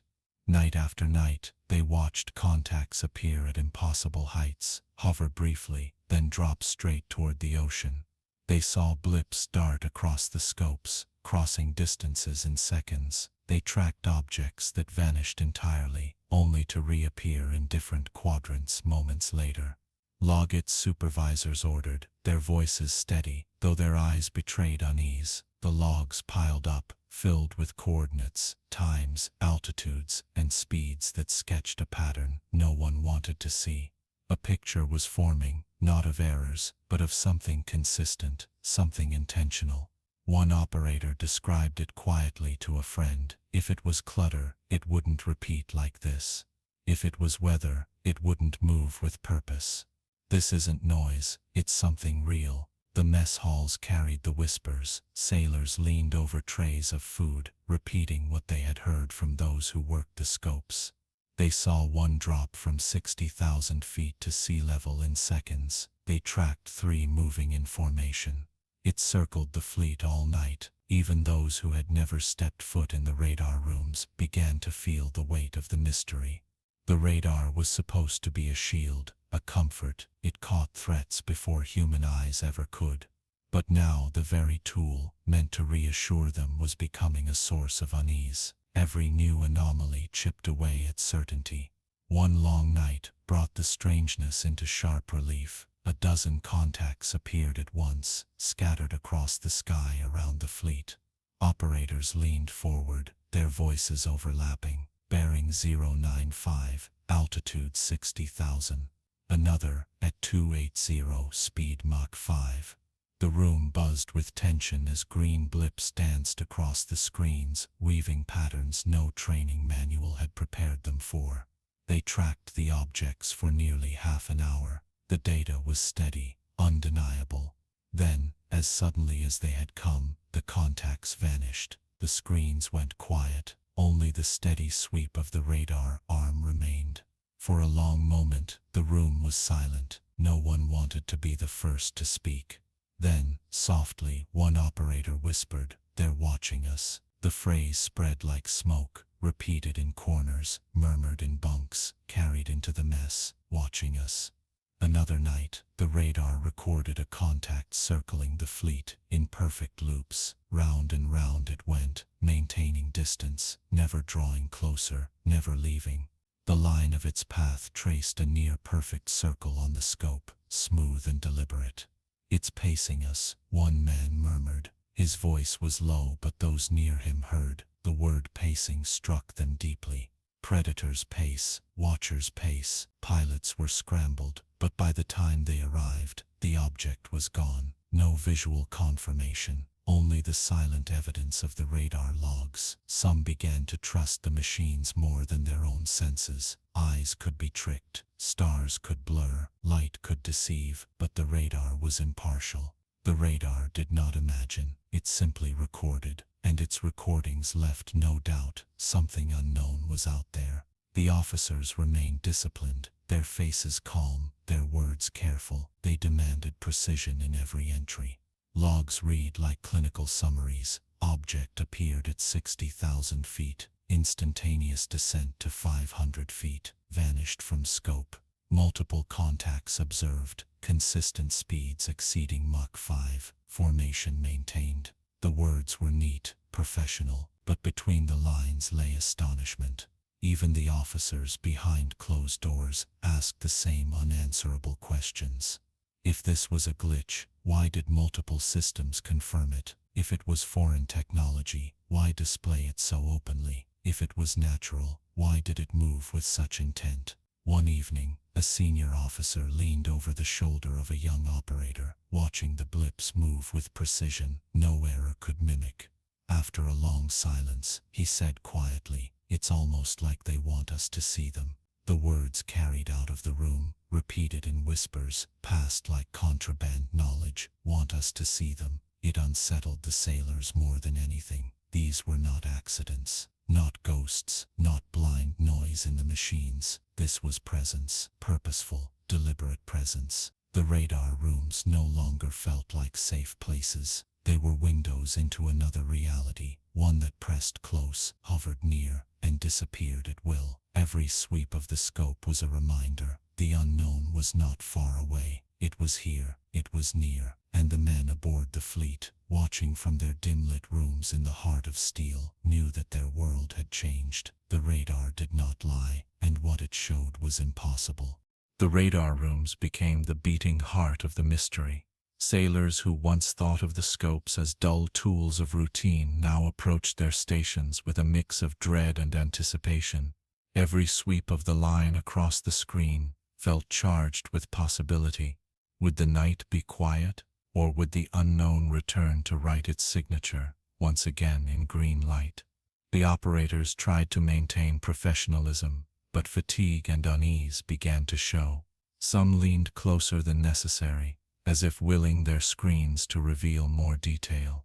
Others logged data with hands that trembled ever so slightly, careful not to let the fear show in their voices. For many, the thought pressed in. We are being seen. One night, the screens came alive with a cluster of contacts. They appeared high above the fleet, hovering motionless in a rough formation. Operators called out altitudes and bearings. Their voices clipped precise. Supervisors confirmed. Pilots were scrambled. From the cockpits, the pilots scanned the skies. At first, they saw nothing. Then, faint glimmers appeared, white against the dark heavens. They approached, but before they could close the distance, the objects darted away at impossible speed. The radar tracked every move. The blips leapt across the screens like pieces on a game board, reappearing miles away in the blink of an eye. Targets accelerating beyond Mach 5. Instant relocation, one operator reported. His voice was steady, but his eyes were wide. The pilots gave chase, but their jets were bound by physics. The objects were not. Within minutes, the intercept was called off. Fuel dwindled, jets returned, and once again the radar was left as the sole witness. The debriefs that followed grew heavier with each passing day. Reports piled higher, filled with sterile phrases that disguised astonishment. Objects demonstrated extreme acceleration. Observed descent from 60,000 feet to sea level. Radar returns confirmed on multiple systems. But the sailors who wrote and read those reports knew the truth. This was not just unusual, it was impossible. The mystery deepened further when the radar began to show behaviors that seemed almost playful. During one night watch, operators logged a series of contacts that moved in loops around the fleet. Not erratic loops but smooth, deliberate paths, as though tracing invisible circles in the sky. The objects maintained perfect spacing from one another, shifting in harmony as though controlled by a single mind. "It's not random," one operator whispered. "They're flying in formation, coordinated. Another nodded slowly, uneasy, like a drill or a demonstration. The logs captured every detail, the speed, the altitude, the exact geometry of the paths. When the pilots launched to intercept, the objects vanished before their eyes could confirm. But the radar showed the truth, recorded line after line in glowing green. Word spread quickly through the ship. In the mess halls, men leaned close over coffee cups. They flew circles around us, perfect circles like they were showing off. Some sailors laughed nervously, others shook their heads in silence, but all felt the same chill. What unsettled them most was not just that the objects could appear and vanish, it was that their movements seemed purposeful, almost communicative, as though the fleet were being observed, tested, studied. Another encounter left the crew even more disturbed. An object appeared at 60,000 feet, hovered briefly, then dropped in a straight line to just above the water. The descent should have torn apart any known machine, but this craft halted instantly, hanging over the waves without a splash. The operators logged every second, their voices steady but tense. Altitude change confirmed, descent instantaneous, velocity unmeasurable. The pilots scrambled to intercept, but by the time they arrived, the object was gone. The ocean stretched silent and empty, as if nothing had ever been there. Yet the logs told another story. The numbers were there, the coordinates precise, the evidence undeniable. The sailors began to speak of the radar, as though it were a living witness. "The screens don't lie," one man said. "If it says they're there, they're there." Others nodded in agreement. The machines, impartial and unfeeling, had become the fleet's most honest storytellers. But honesty brought no comfort. Every contact meant the same thing. They were not alone. Every maneuver reminded them of their limits. The radar gave proof, but it also gave a haunting sense of vulnerability.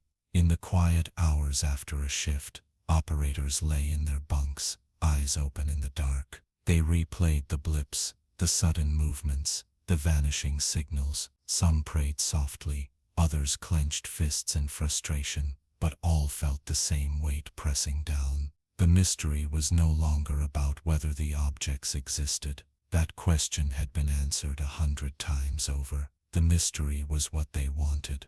The officers wrote their reports. The sailors whispered their fears. The radar swept on, impartial and unblinking. And each time the green line passed across the screen, there was the same expectation. This might be the moment the unknown returned. The fleet sailed steady through the Pacific, steel and discipline carrying them forward. But deep inside the carrier, in the rooms lit by screens and filled with the hum of machines, men stared at blips of light and felt the universe grow closer, stranger, more alive than they had ever imagined.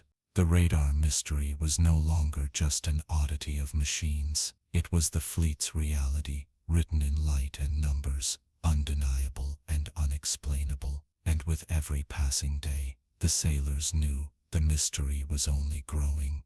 The strange thing about the radar mystery was not just what it revealed, but how it changed the men who watched it. Operators who once treated their consoles as routine tools now felt like witnesses to something sacred or cursed. The soft hum of electronics, once background noise, became the sound of a threshold between two worlds. When the green line swept across the scope and returned clean, there was relief. When it swept again and revealed a blip, the room shifted, shoulders straightened, voices lowered, the air thickened with tension. Each mark on the screen carried the weight of a secret the universe was unwilling to share. One evening, the radar rooms lit up with an unusual pattern. Dozens of contacts appeared at once, forming what looked like a ring around the fleet. Operators stared in silence as the scope filled with symmetrical arcs. The blips held steady, maintaining perfect distance, as though the fleet had been placed inside a circle drawn by invisible hands. "Confirm on secondary," a supervisor asked sharply. Confirmed, multiple returns across systems, bearing consistent. The pilots scrambled, engines roaring as jets leapt into the sky. But by the time they reached the positions, the objects were gone. The radar screens emptied in seconds, leaving only the sweep of the line across a blank field. The sailors called it the ring. For days afterward, men whispered about it in the mess. They surrounded us, not attacking, just showing. The idea was more unsettling than aggression. Attack could be answered. A demonstration of control could not. Another incident brought the mystery into sharper focus. Late at night, a single contact appeared at high altitude. It hovered for minutes, unmoving. Then it began to trace a perfect square. North, east, south, west, its path straight, its corners sharp. The operators tracked it in disbelief. Aircraft did not move like this. No jet carved angles without curves. Yet here was a square, drawn neatly in the sky.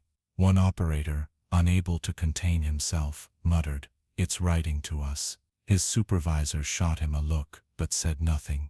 The thought had already taken root. When the pilots launched, they saw nothing. By the time they arrived, the object was gone, but the logs remained, a square immortalized in numbers. The radar began to feel less like a tool of detection and more like a screen onto which the unknown projected its presence. Shapes, loops, rings, impossible speeds, each night brought a new demonstration, as if the fleet were being shown the syllabus of a subject beyond comprehension. The sailors grew restless under the weight of these nightly lessons. They lay awake in their bunks, whispering in the dark. Some spoke of messages, others of warnings. A few wondered aloud if they were being studied, tested like insects in a jar. On deck, men leaned against railings and stared at the sky with new eyes. What once seemed empty now felt crowded, alive. Every star was suspect. Every flicker might be more than a flicker. The sky had become a stage, and they were not the audience. They were the subject. The officers clung to procedure. Reports were written with restraint, every word polished to remove wonder or fear. Object maintained stable altitude. Object executed 90-degree turns.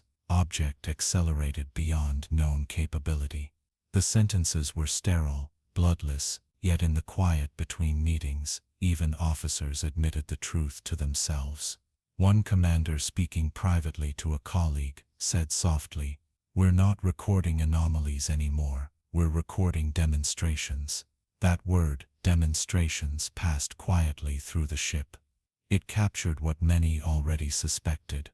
The objects were not simply appearing by chance, they were showing what they could do.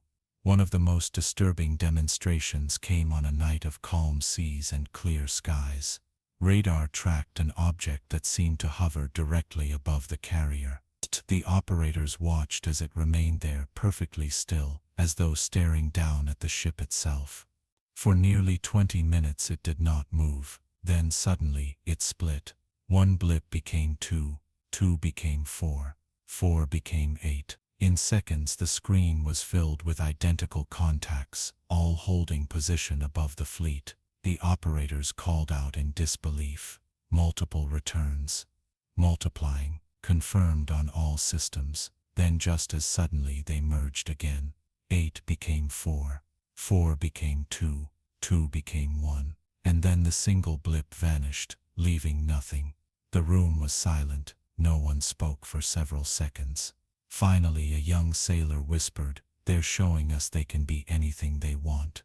The words chilled the room. The pilots were never scrambled that night. There was nothing left to chase. Only the logs remained written in clinical language. Object appeared to divide into multiple returns.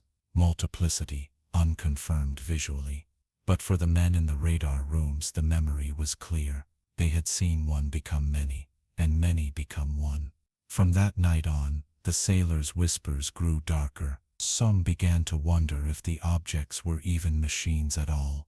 Perhaps they were something else. Something that could shift and change, something that used the radar only as a canvas for appearances. The radar had become the greatest source of unease aboard the fleet. It showed too much and explained too little. Every sweep of the scope was like a breath held in anticipation. Would the unknown appear again? Would it reveal another impossible move? Would it draw another shape, another message, another reminder that the laws of physics were not laws at all? The fleet carried on, its mission unchanged, its routines unbroken. But in the dim-lit rooms where green light painted weary faces, the sailors knew their world had shifted. They were not just guarding seas, they were standing at the edge of something larger, stranger, and infinitely more complex. And with each passing night, the radar mystery deepened. The radar had always been a tool of certainty. It told sailors what their eyes could not see, confirming the presence of aircraft, guiding intercepts, protecting the fleet. But now, certainty had turned into something else. Proof of the impossible. Each new contact carried with it a heavy silence, as though the machines themselves were reluctant to reveal what they knew. Operators leaned forward, faces lit green by their screens, waiting for the next blip to appear. And when it did, there was always the same sharp intake of breath, the same tightening in the chest. One long night, the operators tracked an object that moved in a pattern unlike anything they had ever seen. It zigzagged across the scope with perfect precision, angles sharp and sudden, no curves, no hesitation. The path looked less like flight and more like geometry, a diagram sketched in the sky. "It's drawing on us," one sailor muttered under his breath. His supervisor didn't correct him. The thought had already taken root. The logs recorded it clinically, but the men who watched knew they had witnessed something strange, a machine, or perhaps something more, that seemed intent on showing its presence not through attack, but through display. Another night brought something even harder to explain. An object appeared, hovered for several minutes, then began to blink on and off the screen in rhythm. On, off, on, off. Perfect intervals, like the ticking of a clock. The operators checked their systems, fearing malfunction, but every screen showed the same. The timing was exact, deliberate, too precise to be random. For nearly half an hour, the object blinked in steady rhythm.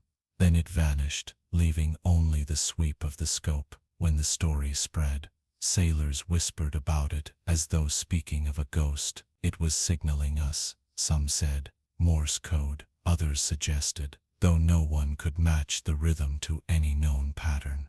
Still, the idea lingered. The objects were not only maneuvering but communicating.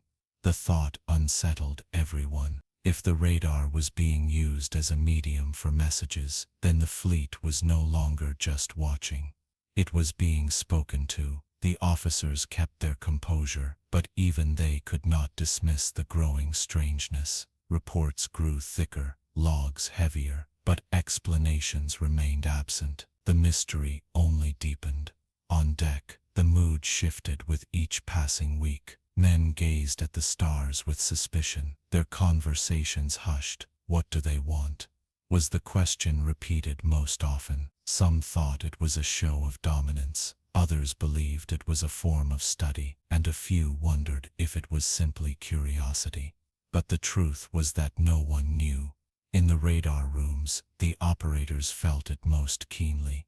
Every shift meant hours of watching the sweep of the line, knowing it might bring them face to face with the impossible once again. The glow of the screens became both a comfort and a torment. Comfort because it showed them the truth, torment because that truth was beyond their grasp. One weary sailor put it best. After a long night of contacts, he sat back in his chair, rubbing his eyes, and said, "It's like standing at the edge of an ocean at night. You can hear something moving in the water, but you'll never see what it is." The others nodded. The radar had become their ocean, vast and dark, filled with movement just beyond comprehension. In the mess, the stories blended into myth. The ring, the square, the blinking light. Each phrase carried the weight of a legend, passed from table to table, whispered in the dark. No one laughed anymore. The strangeness had repeated too often. The fleet sailed on, its mission steady, its routines unbroken. Jets launched, drills continued, orders were given and carried out. But beneath the surface of discipline, every man aboard carried the same knowledge. The radar did not lie, and what it revealed was rewriting everything they thought they knew about the sky.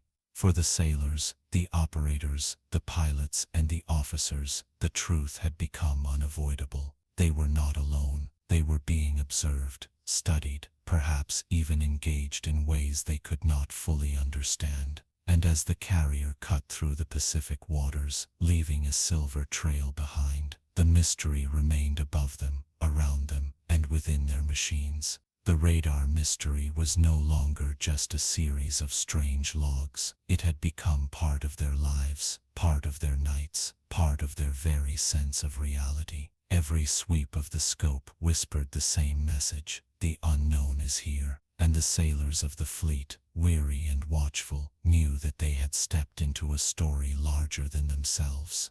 For all the radar logs, for all the charts and sterile reports, what stayed with the fleet most were the voices of the men who saw the unknown with their own eyes. Witness accounts carried a weight no numbers could. They were personal, immediate, human, and once spoken, they spread through the ship like sparks on dry grass. The first accounts came from the pilots. Their voices, calm in the cockpit, grew quieter in the ready rooms after missions. They spoke carefully, their words measured, but even restraint could not hide the awe in their eyes. One pilot described seeing a gleaming white object hover motionless at 30,000 feet. It didn't move, not an inch, he said, his voice low, just hung there like it was nailed to the sky. No wings, no exhaust, no sound. Then it darted sideways, gone in a blink. Another told of chasing an object that dropped from high altitude to sea level in seconds.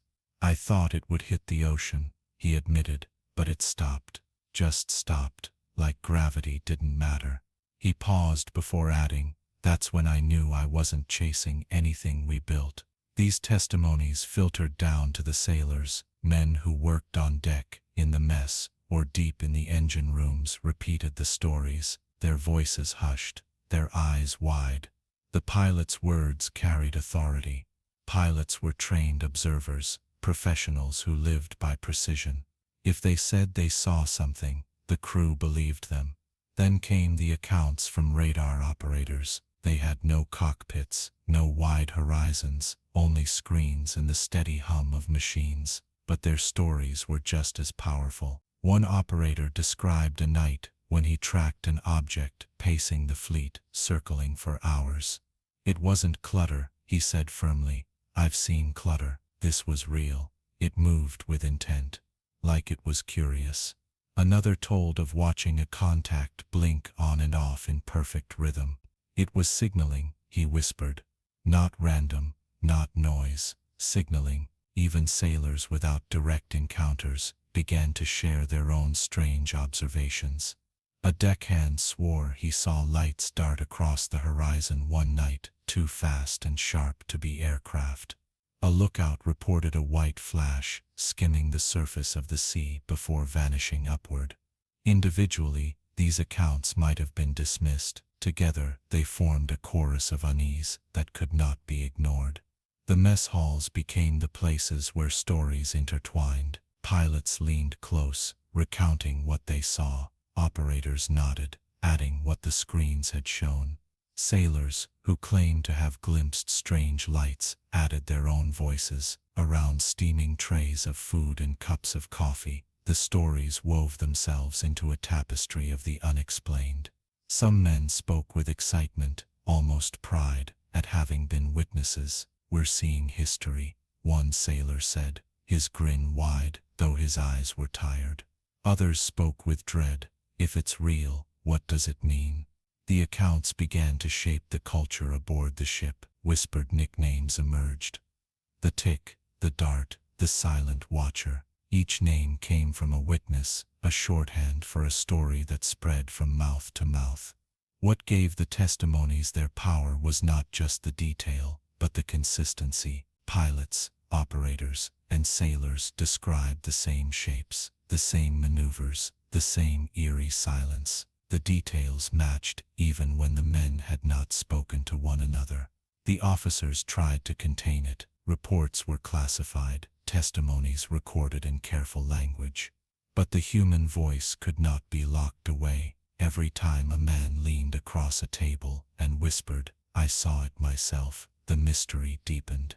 One night, a group of sailors gathered quietly in a corner of the mess. A young operator recounted his shift, describing how a blip had hovered on the screen for nearly an hour. A deckhand leaned forward, eyes wide. "That's the same night I saw lights on the horizon," he said. The room went silent, the stories snapping together like pieces of a puzzle. Another sailor, usually quiet, spoke softly. "I saw something too, just a flash, like metal catching sunlight, but it was night. No plane, no sound, just a flash, then gone." The group fell into silence, each man staring at his tray, lost in thought. The witness accounts gave the mystery a human face. Numbers could be doubted, logs could be dismissed, but the look in a man's eyes when he said, "I saw it," carried conviction that no chart could erase. And as the fleet sailed onward, the chorus of voices grew louder. Each story was another thread woven into the larger tapestry of the unknown. Each witness was another reminder. The mystery was not confined to machines and screens. It was written in the memories of the men themselves, and those memories would linger long after the fleet returned to shore. The witness accounts did not stop with pilots and operators. As days passed, more sailors began to add their own voices. Some had seen flashes of light at the edges of their vision during night watch. Others swore they saw objects hovering above the waves when the skies should have been empty. Individually, these moments might have been dismissed as tricks of the eye, but in the collective hum of the ship, they became something larger. One lookout recalled a night when the horizon lit with a sudden white streak. "At first I thought it was a shooting star," he said, "but it didn't fall. It skimmed sideways, then vanished. Shooting stars don't do that." He paused before adding softly, "And I wasn't the only one who saw it." His story spread quickly, whispered among sailors who wanted to believe and those who wanted to deny. "You sure it wasn't a plane?" one man asked. The lookout shook his head. "I know planes, this wasn't one." Another account came from a mechanic working below deck. He had no radar screen, no horizon, only the steady hum of machines. But even here, in the belly of the ship, he was not untouched. One evening, he swore he felt a vibration ripple through the steel that did not come from engines or waves. It was subtle, fleeting, but it left him unsettled. "It was like something brushed against us," he explained. "Not in the water, in the air." His words were met with skepticism but also with quiet curiosity. The pilot's stories carried the most weight, and when one spoke, others listened. After a long intercept, a pilot sat in the ready room, his helmet on the table. He described chasing an object that seemed to toy with him, darting just out of reach. "It's like it knew exactly how far I could push, and it stayed just ahead of that line," he said. His companions exchanged glances. The idea that the unknown not only moved with intelligence but reacted to their limits was chilling. Operators added their own perspective. One described watching a blip hover near the fleet for hours. It wasn't drifting, it was holding, like it was keeping watch. Another recalled how a contact had paced a jet perfectly, moving in parallel until it vanished. "It wasn't avoiding us," he said, "it was studying us." The consistency of these testimonies made them impossible to dismiss. Even men who had not seen anything themselves began to feel the weight of the accounts. The stories were not wild or exaggerated. They were calm, precise, delivered in the same steady tones that men use to report weather or heading. That steadiness made them all the more unsettling.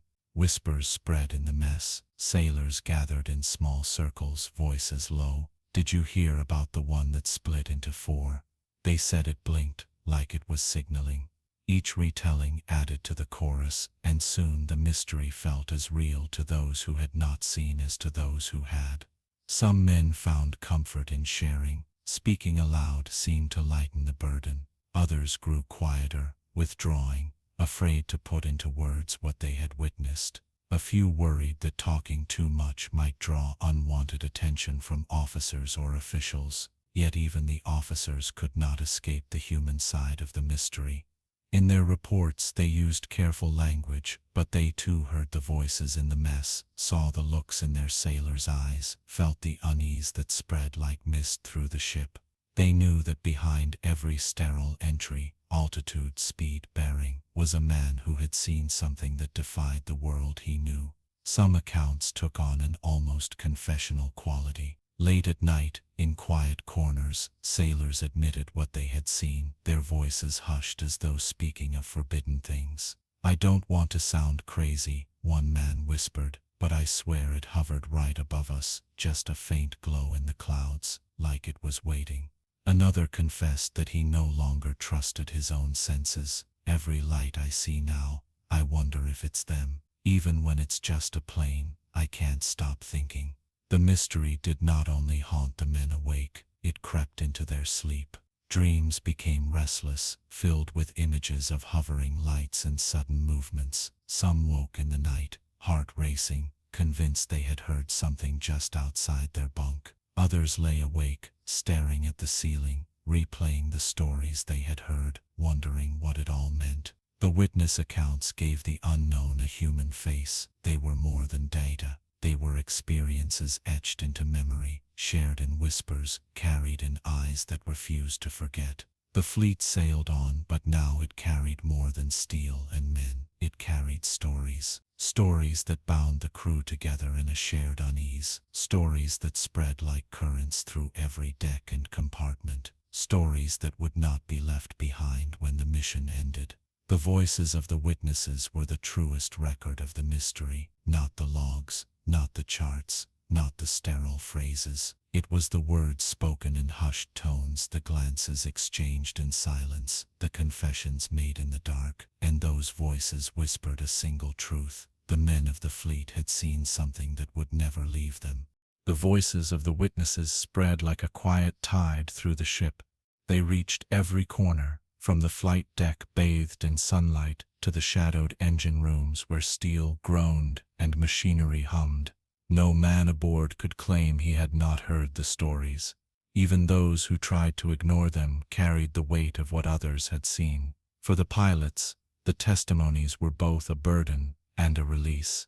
Each sortie brought new chances to encounter the unknown, and each return carried the same choice to speak or to stay silent.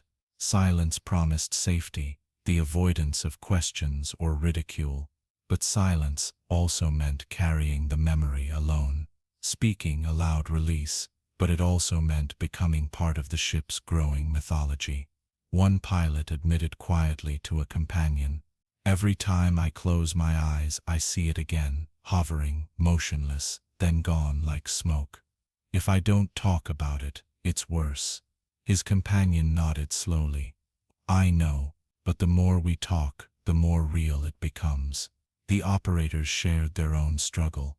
Many had logged dozens of strange returns, each one dutifully recorded in clinical language. But they could not forget the feeling of staring at the scope, knowing the blip was no trick. "You feel it," one explained. "There's clutter, and then there's something alive. You know the difference." He paused before adding, "It's not just what you see, it's how it makes you feel." Like being watched, these words resonated across the crew. Men who had never set foot in the radar rooms found themselves haunted by the same thought, that the fleet itself was under observation. The sailors who worked on deck often claimed their own glimpses. Flashes of light darting across the horizon, objects hovering too far away for detail, but close enough to unsettle. Some swore they saw shapes above the waves, gleaming faintly before vanishing. Most kept their voices low, fearing ridicule, but the stories always slipped out eventually.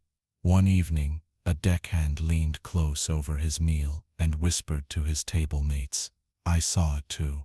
Just for a second. White, smooth, no sound, right above the water.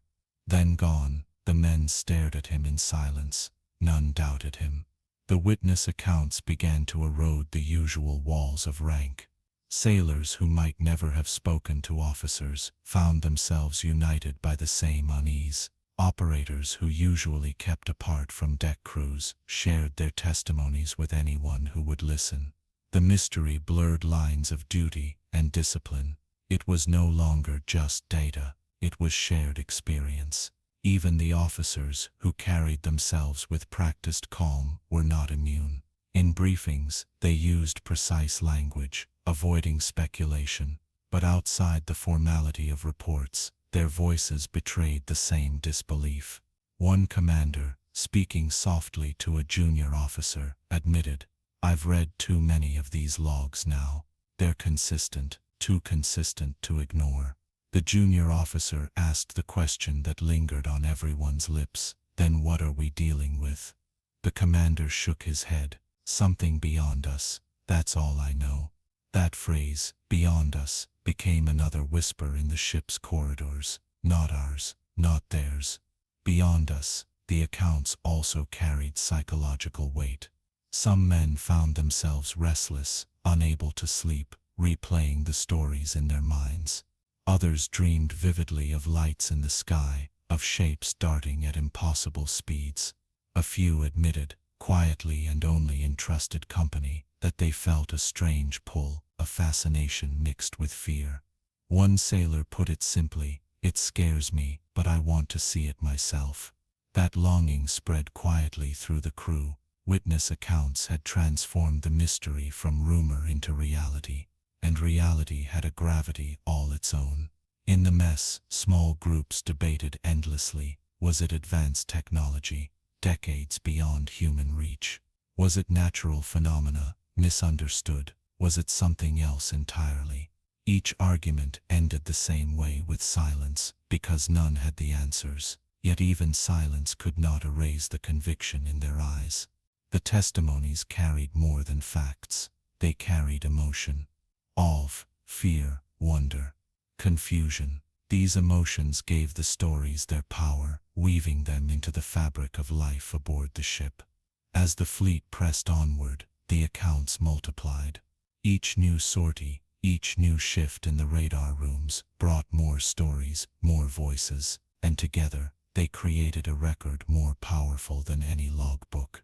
The witness accounts were not just about what had been seen, they were about what it meant to see. They were about the way reality shifted under the weight of the unknown. For the men of the fleet, this was the true mystery. Not the objects themselves, but the way they had changed those who witnessed them. And as the Pacific stretched vast and silent around them, the voices of the witnesses echoed through steel corridors, binding the crew in a shared truth. They had looked into the sky and seen something they could never forget. By now, the witness accounts had grown into something larger than isolated stories. They were the ship's shared memory, woven into every deck and compartment. Even men who had not seen anything themselves spoke with the cadence of those who had, repeating fragments they had heard, until the mystery belonged to all. In the quiet of the bunks, sailors whispered late into the night. Some confessed they longed to witness the unknown firsthand. Others admitted relief at never having seen it, certain that the memory would weigh too heavily, but all agreed on one point. The testimonies could not be ignored. One young sailor described how his friend, a radar operator, had told him of a contact that blinked in and out in perfect rhythm. He swore it was signaling, the sailor said. Not random, a message. The others in the bunkroom lay silent, each imagining what such a message might mean. Another sailor shared the words of a pilot who had chased a gleaming object across the horizon. He said it moved like it was toying with him, like it knew exactly how close he could get. He said it wasn't just flying, it was watching. The stories carried more than detail. They carried emotion, and emotion spread quickly. Fear, awe, disbelief, wonder. Each account passed these feelings from man to man, until the entire fleet lived under the same invisible cloud. The officers tried to contain it, reminding crews to focus on duty, to leave speculation aside. But even officers had ears, and they too heard the whispers. Some dismissed them, others believed quietly, unwilling to speak openly. A few admitted, in private moments, that they had seen strange lights themselves. In the mess halls, debates grew louder. Some argued the objects were human technology, a leap ahead of anything the fleet had been told about. Maybe it's ours, one sailor said. Black projects, years ahead. Others shook their heads. If it were ours, why test it on us? Why risk revealing it here? The room always fell into silence after that question. The most unsettling testimonies came from men who described feelings rather than sights. One sailor spoke of standing watch on deck at night and suddenly sensing he was being observed. No sound, no light, nothing, he said, but I swear something was there, watching. Another admitted he felt uneasy whenever the radar lit with contacts, even when he wasn't in the room. It's like they're not just on the screens, he whispered. They're in the air around us. In the dark, dreams grew more vivid. Sailors spoke of waking in the night, drenched in sweat, convinced they had seen flashes in their sleep. Others claimed they dreamed of flying alongside the objects, silent and effortless, moving without resistance. Dreams blurred into memory, and men struggled to separate what was real from what was imagined. Yet even with fear, there was fascination. Witness accounts did not only unsettle, they also inspired a strange curiosity. Men leaned in when stories were told, eager for every detail. They wanted to know how the objects looked, how they moved, how it felt to see them. The unknown was frightening, yes, but it also carried a magnetic pull. As the fleet pressed onward, the witness accounts became part of its rhythm. Just as sailors spoke of weather, of waves, of home, they spoke of the unknown. It was a subject as natural as the sea itself, woven into daily life. One evening in a hushed corner of the mess, a young sailor asked the question that had hovered unspoken for weeks. What if this changes everything we know? The group fell silent. The words were heavy, too large for easy answers. Finally, another sailor replied quietly, "It already has." The witness accounts had done more than record strange events. They had reshaped the way the crew saw the world. The sky was no longer empty. The radar was no longer routine. Every sound, every flash, every whisper of movement carried the weight of possibility. And the men knew, deep down, that they would carry these stories long after the mission ended, long after they stepped onto land again, long after they left the service, grew older, told tales to their families. The memories would linger, heavy and unshakable, because once you had seen the impossible, or heard it from someone you trusted, the world could never look the same again. The witness accounts were not only about what the men had seen, they were about what those sights had done to them. They were about the shift in perspective, the widening of the horizon, the awareness that they were part of something larger, stranger, and more mysterious than they had ever imagined. And so the fleet sailed on, steel cutting through water, men carrying stories that bound them together in silence and awe. The voices of the witnesses echoed in every corridor, whispered in every corner, shared in every glance. The accounts had become the living heart of the mystery, and in that heart, one truth pulsed steady and undeniable. The unknown was real. The encounters ended in the sky, but their weight settled in the rooms below deck, where men gathered under fluorescent lights and recorded what they had seen. The debriefings were the Navy's ritual, the structured process that turned raw experience into words and numbers. Yet for the men who lived it, these sessions became something more. They were not just reports, they were confessions. The debriefing rooms were simple: metal walls, long tables, chairs arranged with military neatness. A faint hum of ventilation filled the silence. The men filed in one by one, their boots echoing against steel, their faces calm but their eyes betraying the strain of what they carried.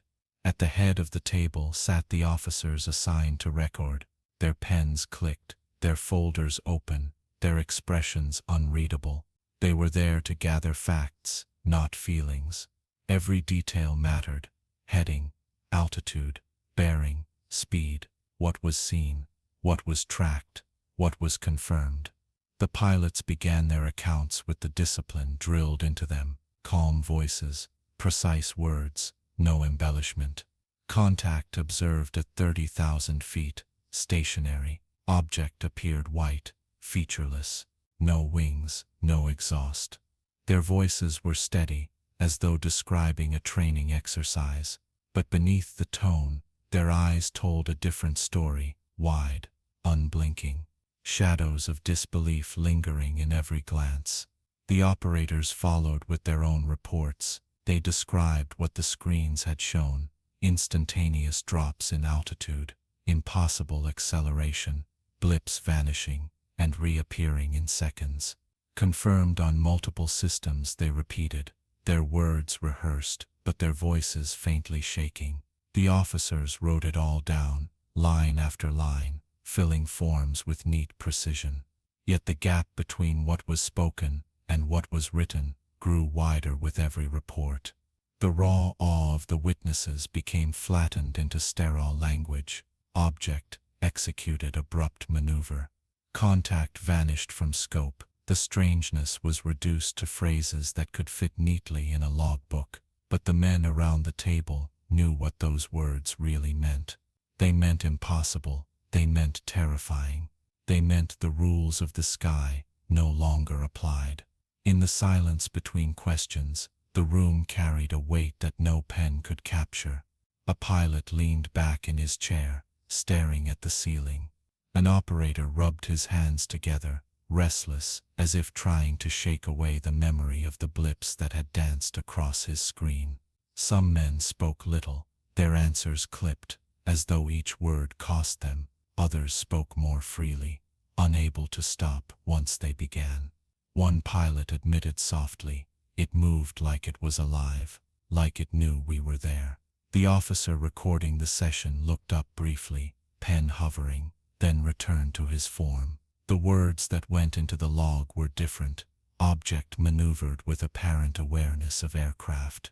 The men left the debriefing rooms with mixed feelings. Some felt lighter, relieved to have spoken aloud what they had seen. Others felt heavier, unsettled by how their words had been reshaped into something smaller, less true. In the mess halls later, the conversations returned. "That's not how I said it," one pilot muttered, shaking his head at the report he'd been shown. "They cut it down, made it sound routine." An operator nodded grimly. "They're not writing what we feel, just what they can file." And yet, despite the frustration, the men continued to report. Duty demanded it. Silence was not an option. The debriefings became part of the rhythm of life, just as real as meals and drills and flights. Each encounter was followed by the same walk down steel corridors, the same bright lights, the same ritual of speaking the impossible into existence, only to watch it shrink into ink. The officers tasked with recording felt the weight too. Though they maintained their composure, some admitted quietly to one another that the reports unsettled them. "I've written these words 100 times, one said late one evening, but I still can't believe them." Another nodded, "We're turning miracles into checkboxes." The process also created a strange duality. There was the world of the reports, clean, structured, restrained, and there was the world of memory, vivid, chaotic, awe-filled. The men lived in both worlds at once, carrying the tension between them. This duality seeped into the culture of the ship. On paper, the encounters were data points. In conversation, they were legends. One pilot might say in the debriefing, "Object accelerated rapidly," but in the mess he would whisper to a friend, "It shot off like a thought." The gap between language and reality became part of the mystery itself. And as the debriefings multiplied, the men began to feel that they were participating in something larger than procedure. They were witnesses whose testimonies were being shaped, filtered, and stored. Their voices became evidence, but evidence stripped of emotion, evidence divorced from awe. The steel walls of the debriefing rooms held countless such moments, the telling of truths too strange to fit into forms. The officers continued to write, the pens continued to scratch, and the mystery continued to grow. For the men, the debriefings were not just a duty, they were a reminder that what they had seen could never be fully captured, no matter how many words were written. And so they filed out of the rooms, back into the ship's corridors, carrying with them the unspoken part of the story, the part that no logbook would ever hold. The debriefings quickly became routine, but routine did not make them easier. Every encounter followed the same pattern: the chase, the return, the walk down steel corridors, the sit under fluorescent lights, and every time, the men faced the same dilemma. How to put the impossible into words. The officers asked questions with precision. What altitude? What bearing? How long did the contact persist?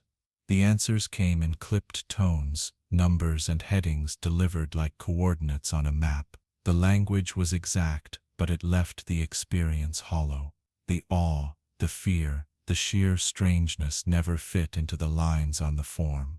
Pilots sometimes paused mid-sentence, searching for words. It moved, like they would stop, glance at the officer's expressionless face, and settle for something smaller. It accelerated rapidly. Operators too struggled. They had watched blips multiply, vanish, reappear in patterns too deliberate for error. Yet their reports came out flat. Multiple returns observed. Contact lost at 0300 hours. The men knew the difference between what they said in those rooms and what they whispered later. After one debriefing, a radar operator leaned to a friend in the passageway and muttered, "I didn't tell them how it felt."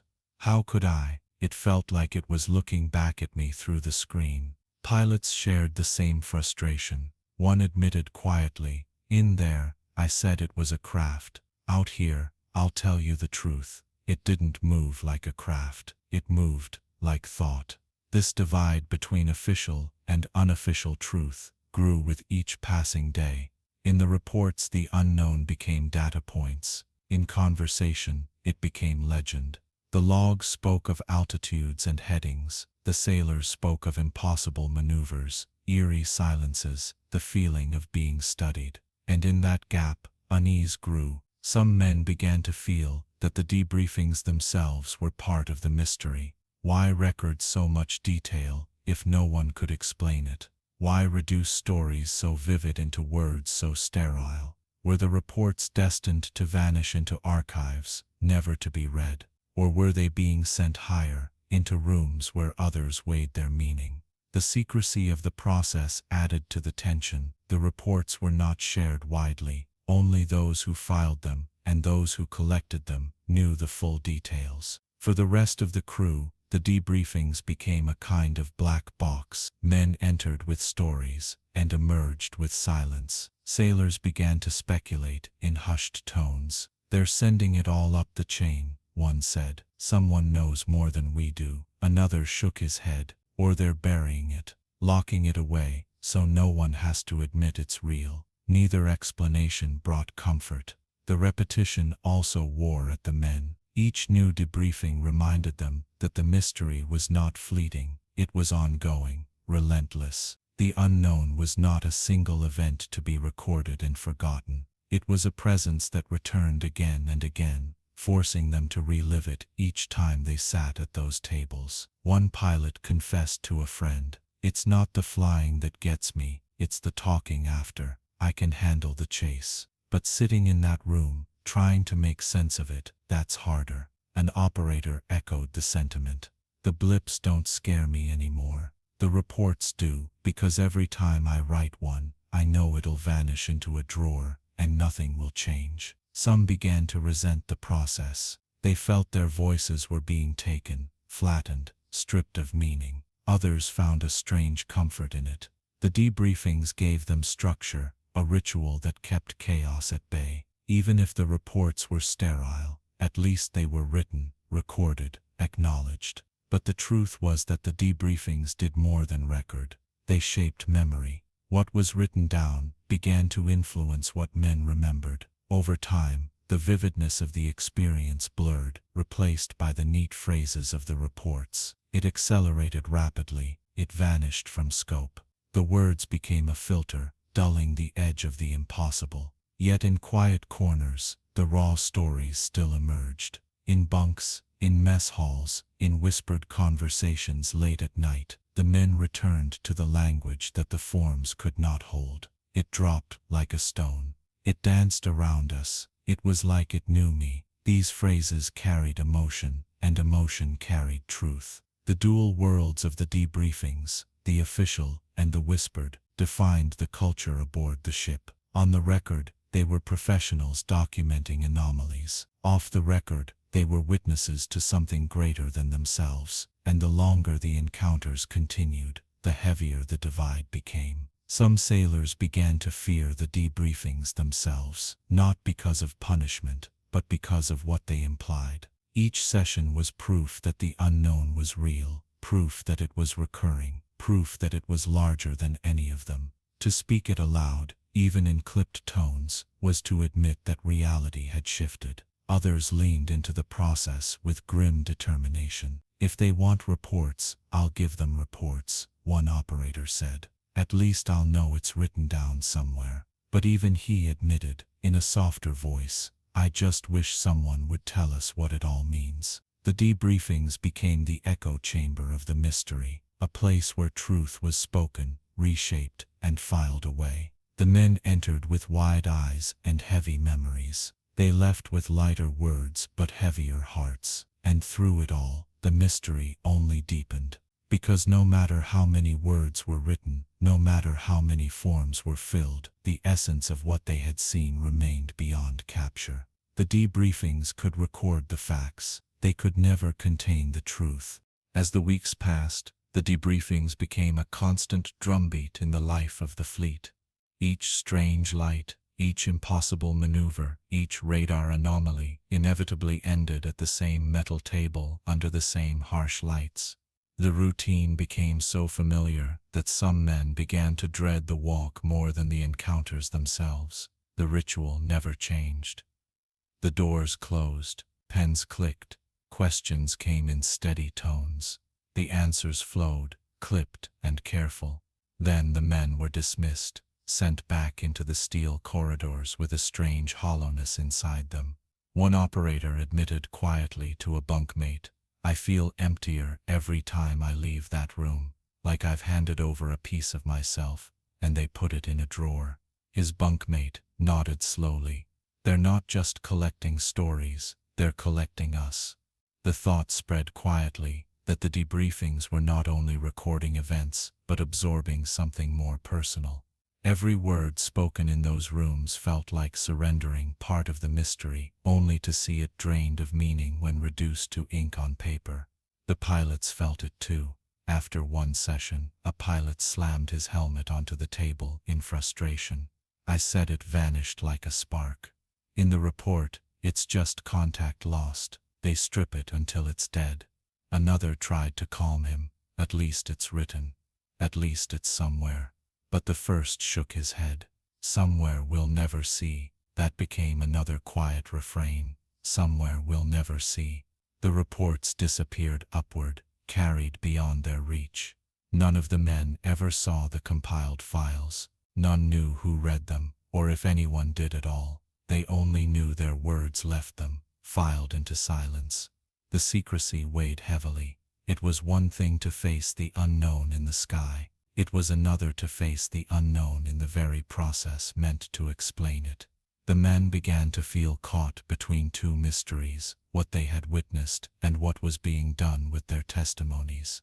The officers who recorded the reports offered no answers. Their faces remained unreadable, their voices steady. Some seemed as unsettled as the witnesses, though they rarely let it show. Others hid behind professionalism, reducing everything to neat lines of text. Yet even officers could not remain immune forever. In private, a few admitted their doubts. One confided quietly, "I've written the word impossible so many times without ever writing it. You can't put that word in a report, but it's what every line means." The divide between what was said and what was meant widened with each passing day. The men learned to speak in two languages, the language of reports and the language of whispers. In reports, objects were contacts, movements were maneuvers, disappearances were loss of track. In whispers, they were sparks, darts, shadows, watchers. The whispers carried more weight than the reports ever could. Some men began to resent the process so deeply that they joked darkly about refusing to participate. But they never followed through. Refusal was unthinkable. Duty demanded their voices, even if those voices were stripped bare. Others leaned into the process, trying to smuggle truth into the sterile forms. One operator wrote a report with unusual care, slipping in phrases like "appeared to react intelligently" and movement suggestive of awareness. When he showed it to a friend later, he sighed. "They'll cut it out. They always do." And still, the mystery grew heavier. The mess halls became places of quiet debate. "Do you think anyone actually reads those reports?" one sailor asked. His friend shrugged. "If they do, they're not telling us. If they don't, then why make us keep writing?" Neither answer satisfied. The debriefings also left scars in less obvious ways. Some men grew quieter, reluctant to speak even among friends. They feared their words would be twisted again, drained of meaning. Others grew restless, speaking more and more, determined to keep the raw truth alive outside the reports. A tension formed between those who trusted the system, even reluctantly, and those who no longer did. The ship became a place of divided belief, belief in the official story and belief in the whispered story. One night, in the dim glow of the mess, a sailor leaned forward and asked the question everyone carried in their hearts. What if the reports aren't for us at all? What if they're not meant to explain anything, just to bury it? The silence that followed was heavy. No one wanted to answer. No one wanted to admit how possible it sounded. The debriefings had begun as a way to bring order to chaos, but now they felt like part of the chaos itself. And as the fleet pressed on through the endless Pacific, the men realized that their testimonies were not only about what they had seen, they were about what they had lost. The chance to speak the full truth without it being drained away by ink and formality. The mystery in the sky was vast, but the mystery in the rooms below deck was just as heavy. The longer the encounters continued, the more the debriefings became a second kind of battlefield. The first battlefield was in the sky and on the radar screens, where men confronted the impossible. The second was in the rooms where they tried to put the impossible into words. The ritual was always the same, yet the weight grew heavier with time. Men sat straighter, their hands tighter on the tables, their eyes shadowed with fatigue.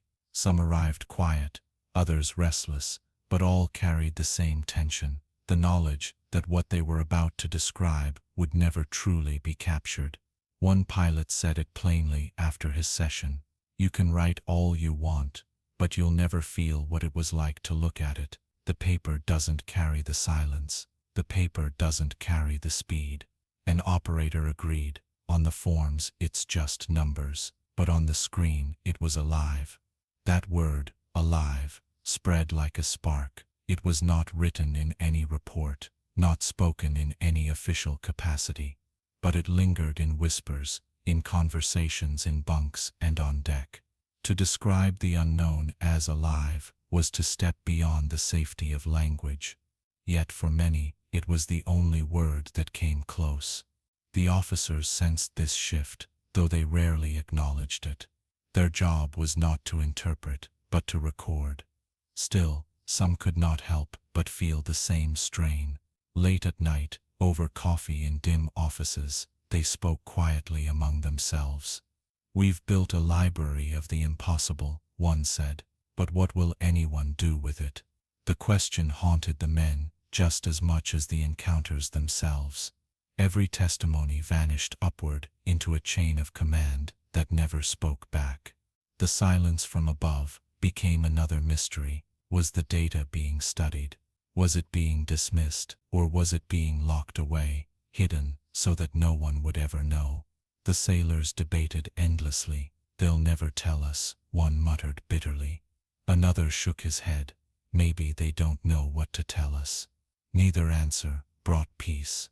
The debriefings also created strange echoes among the crew. Men began to dream of the rooms themselves, the lights, the pens, the questions. Some woke with the sense that they were still sitting at those tables, trying to explain the unexplainable. Others confessed that they rehearsed their answers in their heads before even stepping inside, as though bracing themselves for another surrender of words. One young sailor admitted quietly, "It's not just the encounters I remember. It's the way they look at you in that room, like they're trying to measure how much you believe your own story." That sense of being measured weighed heavily. It was not only about reporting what was seen, it was about being evaluated, judged silently on credibility, on composure, on restraint. Every debriefing became a test of how much of the truth a man dared to tell, and how much he chose to leave unspoken. Some men hardened under the weight, speaking less and less even outside the rooms. Others went the opposite way, telling their stories with greater urgency in whispers and private conversations, determined not to let the essence slip away. The division grew sharper: the official story, neat and sterile, and the unofficial story, raw and haunting. Both existed side by side, and the men carried both in their minds, like twin realities. The longer this continued, the clearer it became that the debriefings were not just about capturing data, they were about shaping perception. They created a line between what could be acknowledged openly and what had to remain in shadow, and that line became the boundary of the mystery itself. By the end of the encounters, the men looked back on the debriefings as much as the skies. For some, the rooms were places of frustration, where their words were stripped of power. For others, they were necessary, the only way to make sense of chaos. But for all, they were unforgettable. The debriefings had become part of the story, as much a part as the objects themselves. They were the echo, the afterimage, the place where awe and fear were translated into ink. And though the reports vanished into silence, the men carried the memory of the telling. They carried the look in each other's eyes, the pauses in each other's voices, the heavy air that filled those rooms. The sky had shown them the impossible. The debriefings had reminded them how small their words were against it, and together, sky and silence wove the story of a mystery that no paper could contain. The sea carried the fleet forward, steady and endless, but the silence pressed heavier than the waves. Reports had been written, logs had been filed, testimonies gathered under harsh lights. The men expected, or at least hoped, that answers would follow. Some explanation, some acknowledgement, even if only in whispers from officers, but none came. The chain of command absorbed their words and returned nothing. The reports vanished upward, carried beyond the reach of those who wrote them.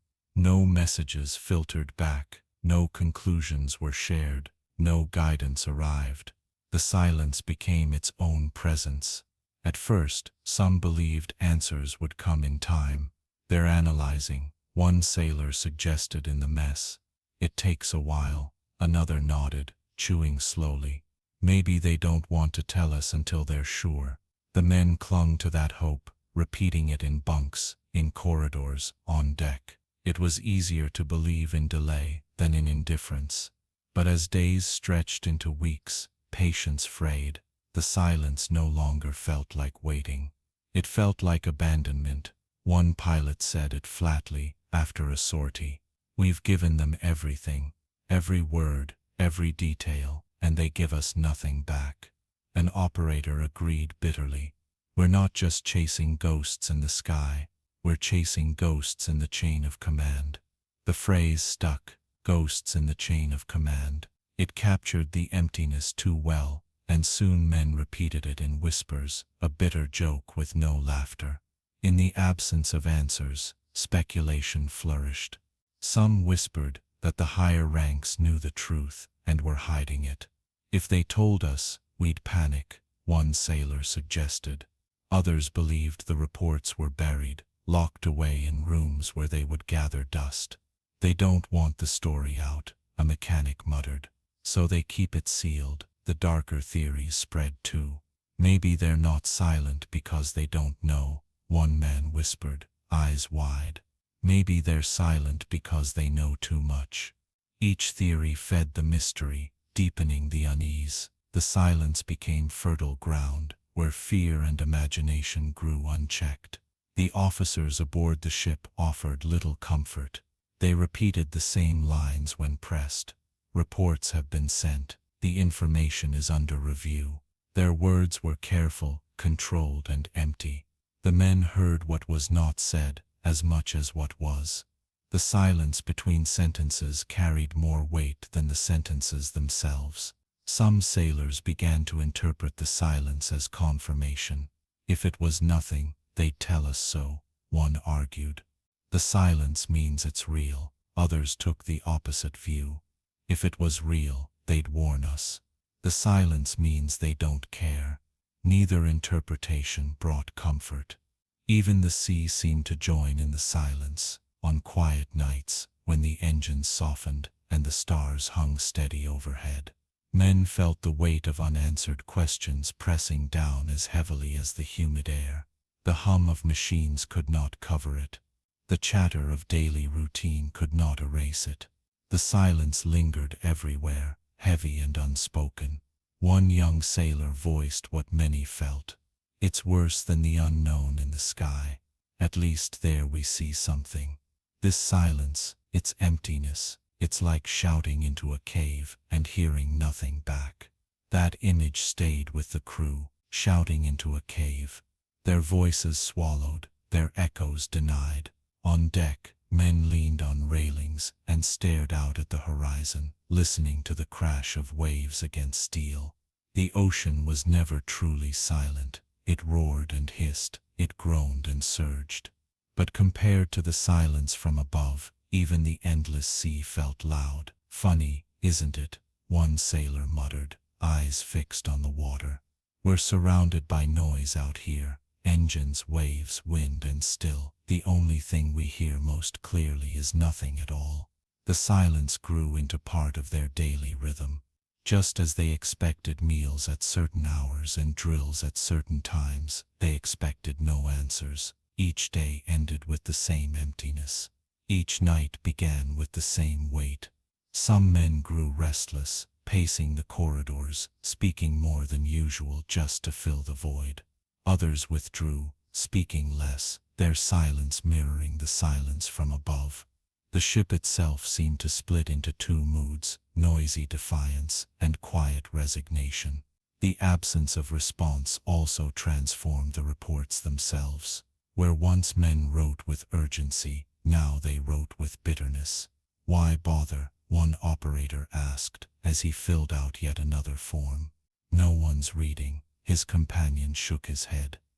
They're reading, they're just not telling.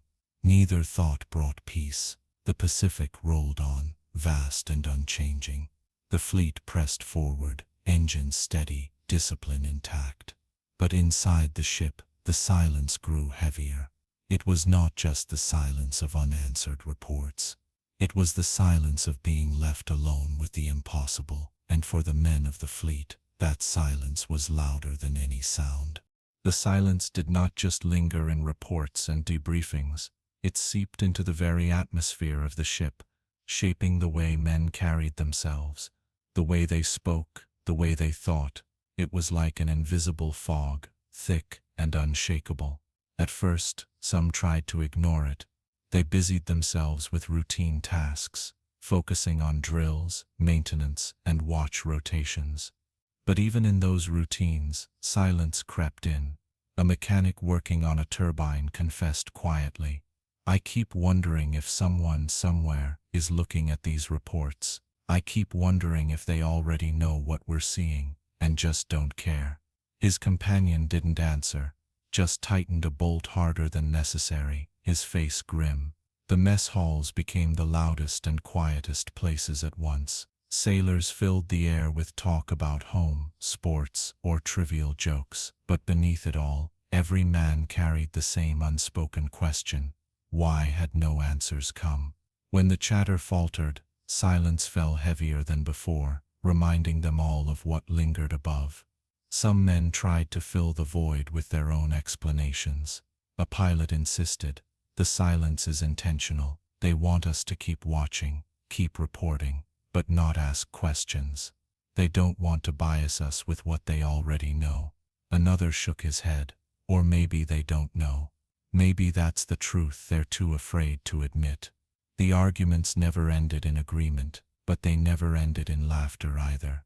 In bunkrooms, the silence grew even more personal. Men lay awake, staring at the steel above their heads, listening to the low hum of engines, the faint creak of the ship against waves.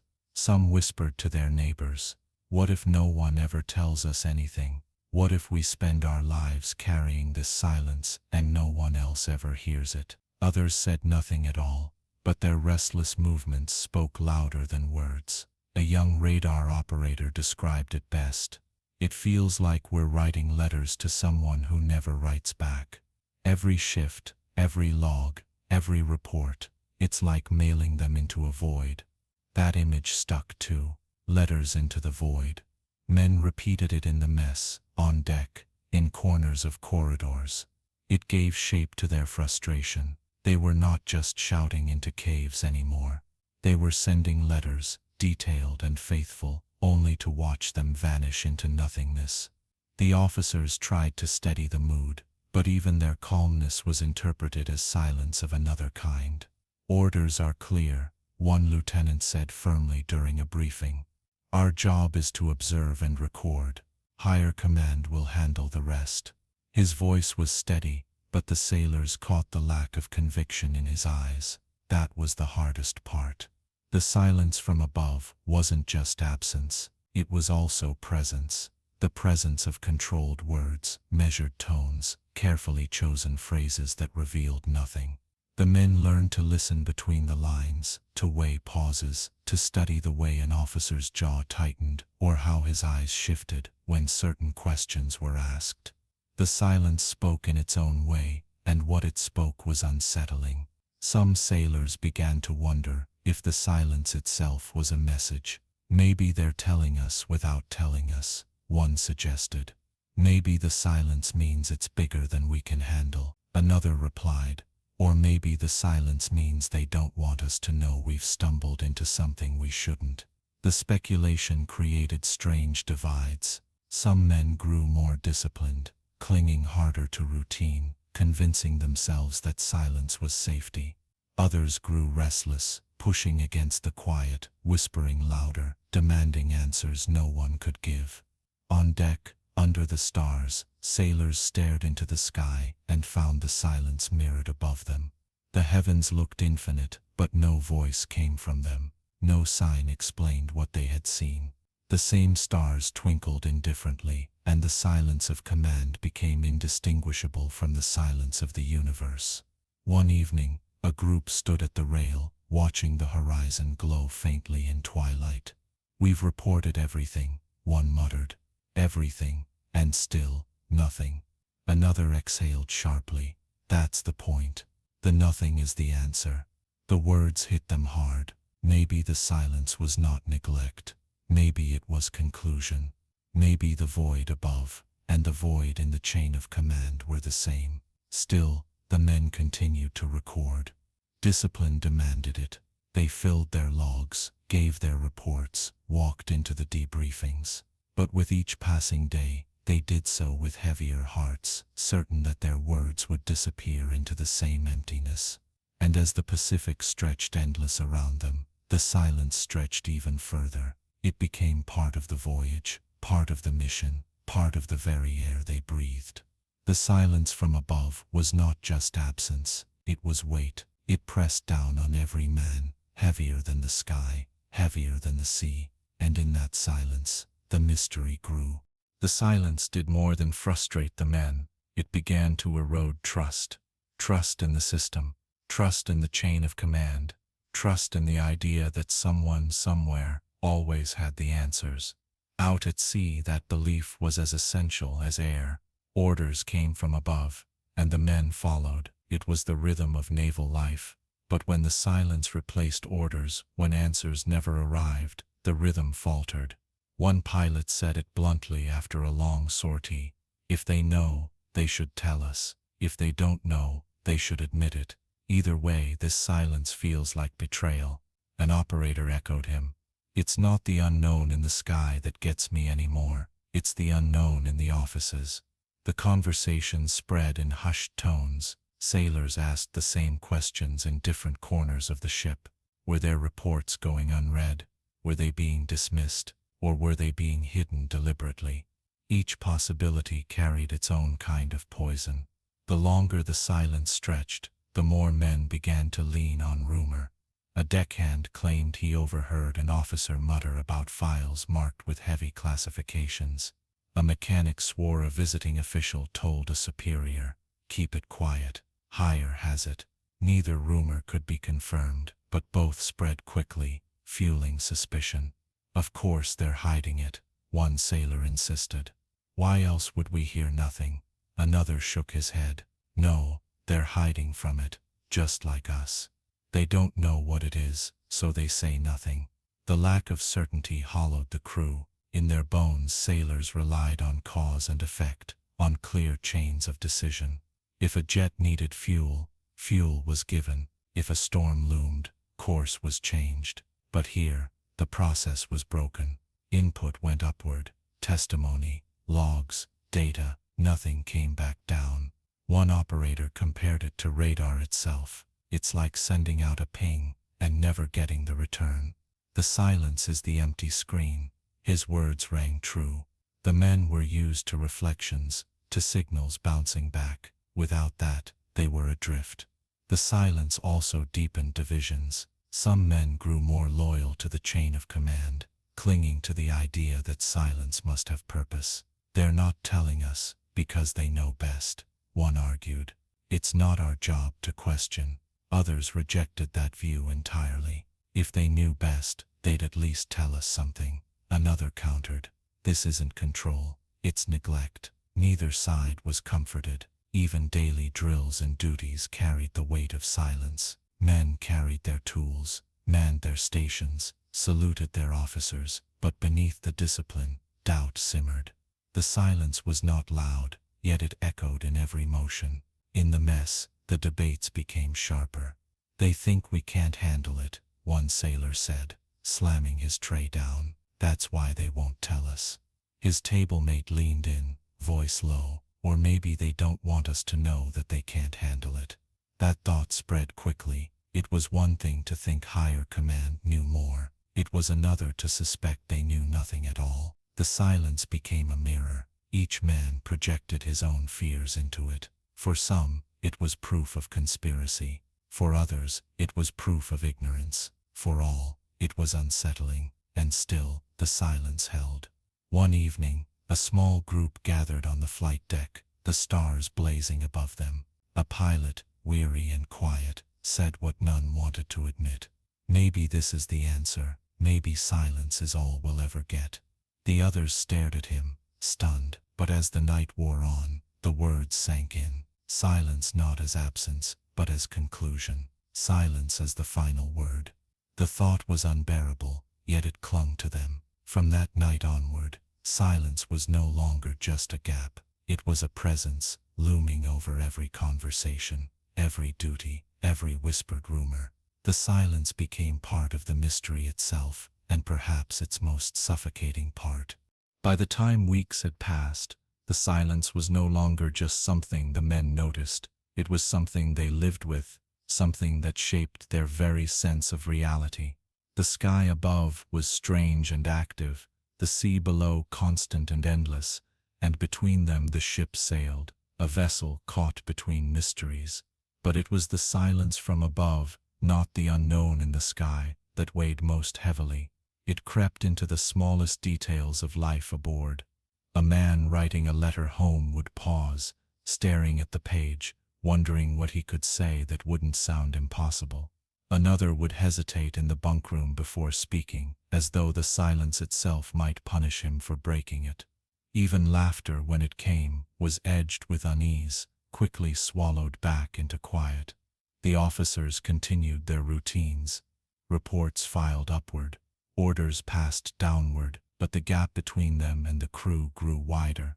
The silence acted like a wall, invisible yet impenetrable.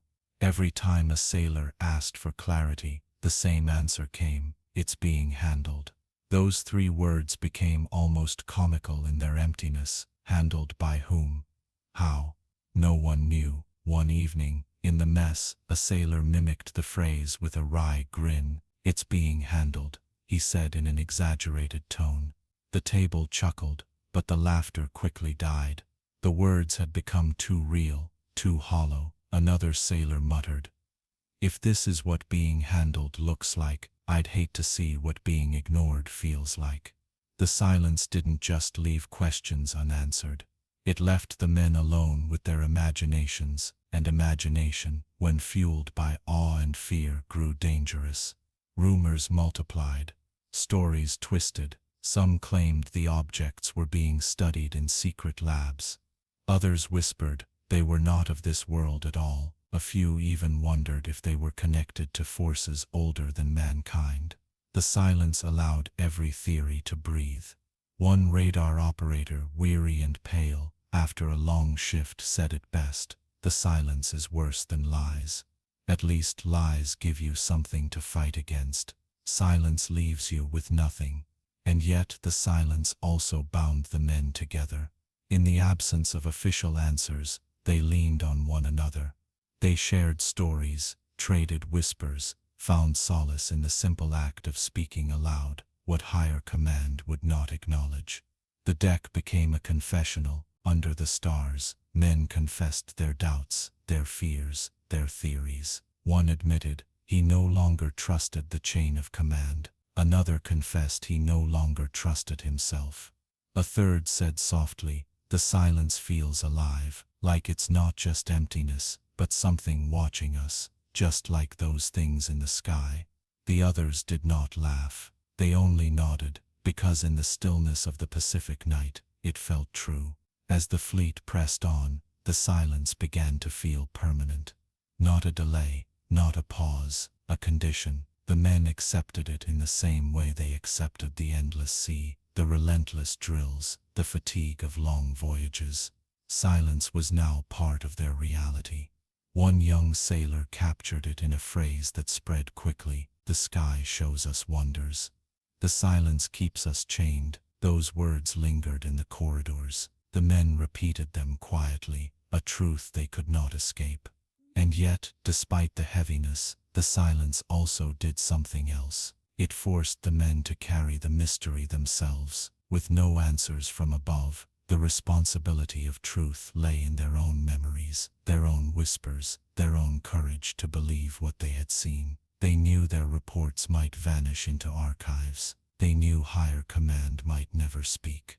But the stories lived in them, in their voices, in their dreams. Silence could not erase that.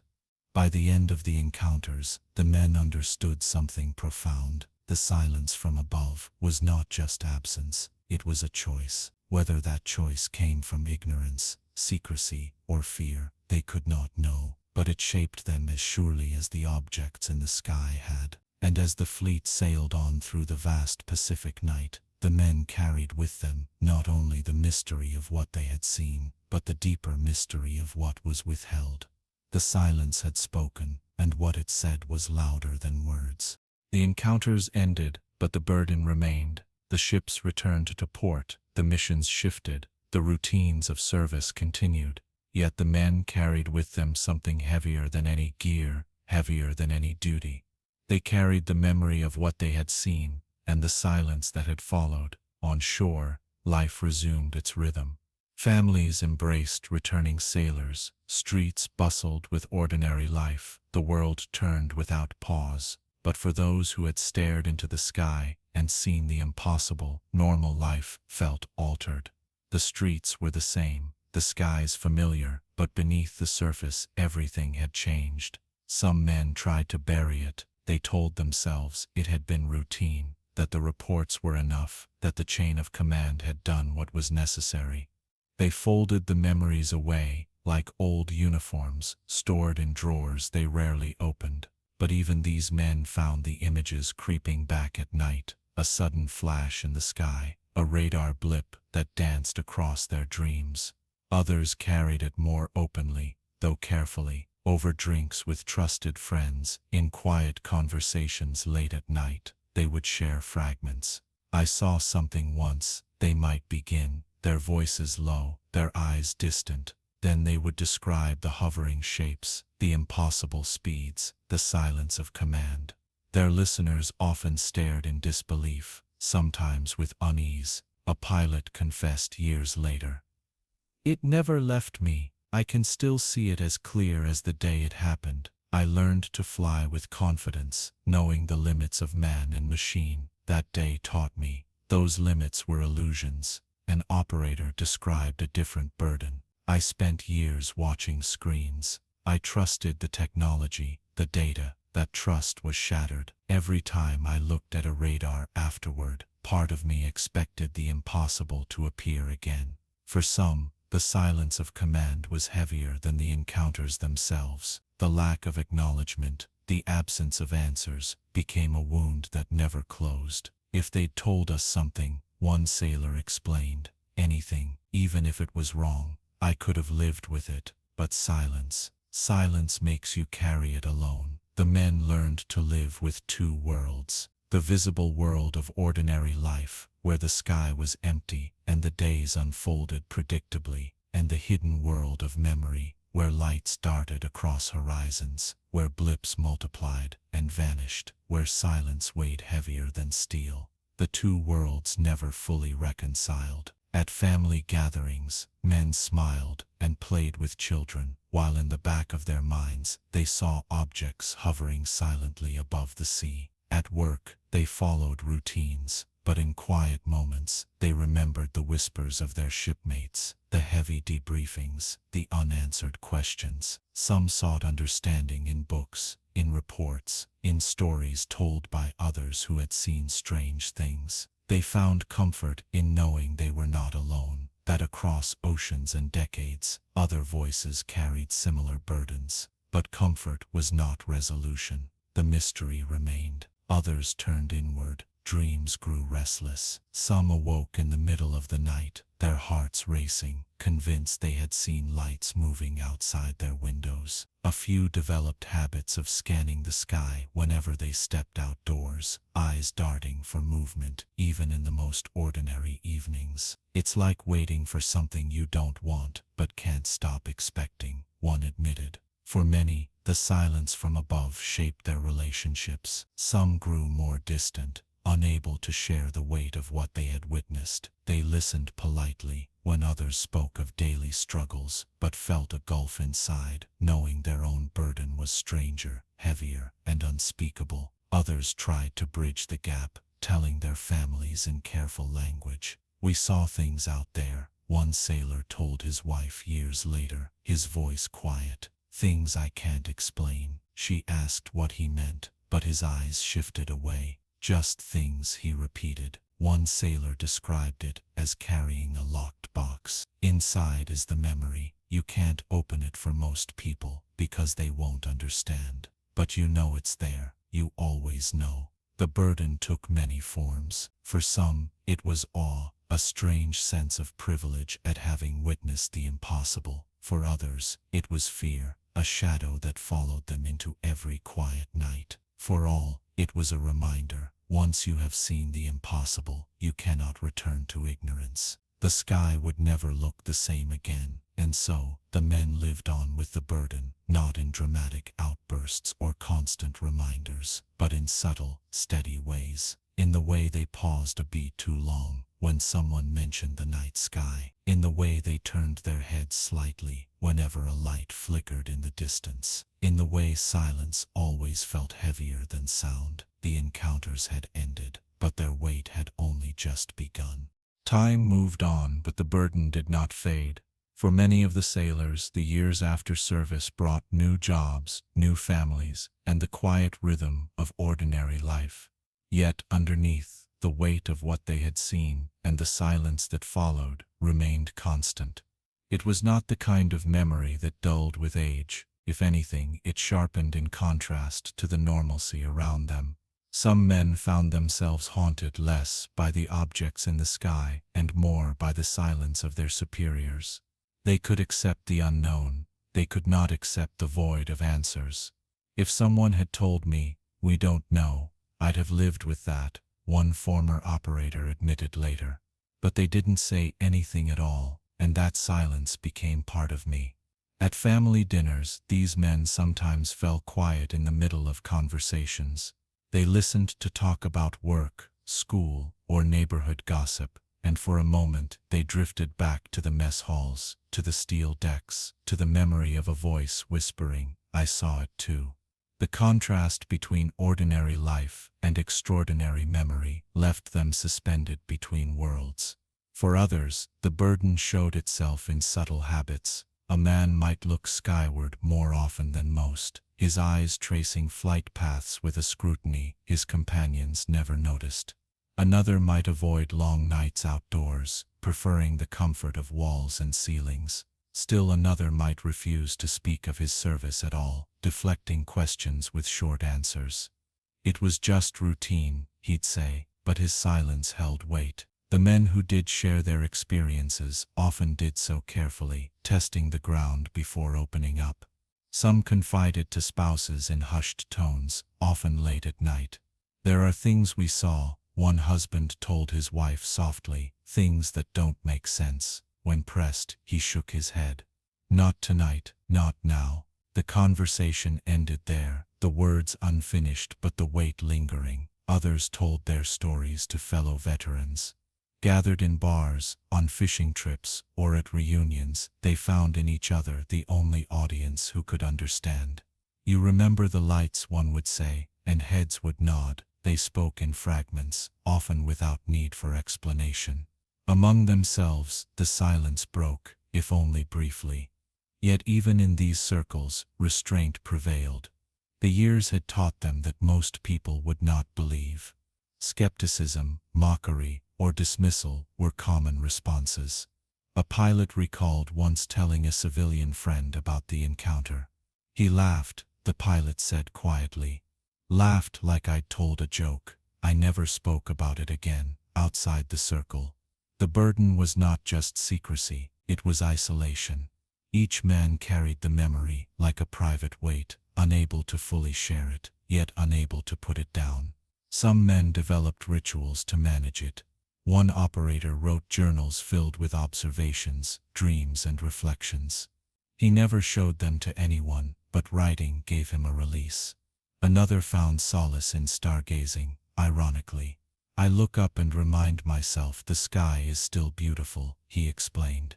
"Even if it also holds things I'll never understand." For others, the burden turned to unease. Strange dreams persisted.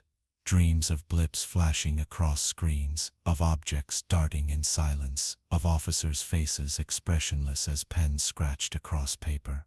A few admitted that the dreams left them restless for days, unable to shake the feeling of being watched. The families of these men sometimes noticed changes. A wife might sense her husband's distance, the way his eyes drifted when he thought no one was watching. Children might remember their fathers staring out windows at night, silent and motionless. Few ever asked why.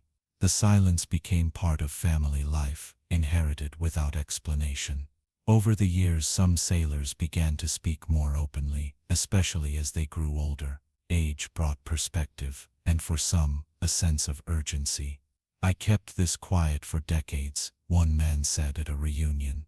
"But I won't leave this world without saying it aloud. I saw something I can't explain, and it changed me." His companions nodded quietly. They too had reached that point where the burden was no longer something to carry alone. Still, even in old age, the silence from above lingered. The men never forgot that their reports had disappeared upward without reply. They never forgot that their voices had been absorbed into an echo that gave nothing back. That silence lived inside them as much as the memories of the encounters themselves. One operator summed it up in a single sentence: the sky gave us questions, the silence gave us weight, and that weight was the burden of knowing. Years turned into decades, but the burden did not fade.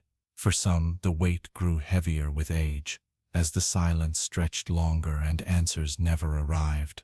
What had once been expectation, a hope that someone somewhere would explain, hardened into acceptance. The silence had become permanent, yet the memories did not dull. The objects remained as vivid as the day they were seen. The impossible maneuvers, the vanishing blips, the hovering lights, all replayed endlessly in the minds of those who had witnessed them. Time could not erode what was burned so deeply. Some men found themselves speaking more freely as years passed. They sensed that their time was limited, and with that came urgency. "I can't take this to my grave," one veteran admitted to his grandson. "I saw something the world should know."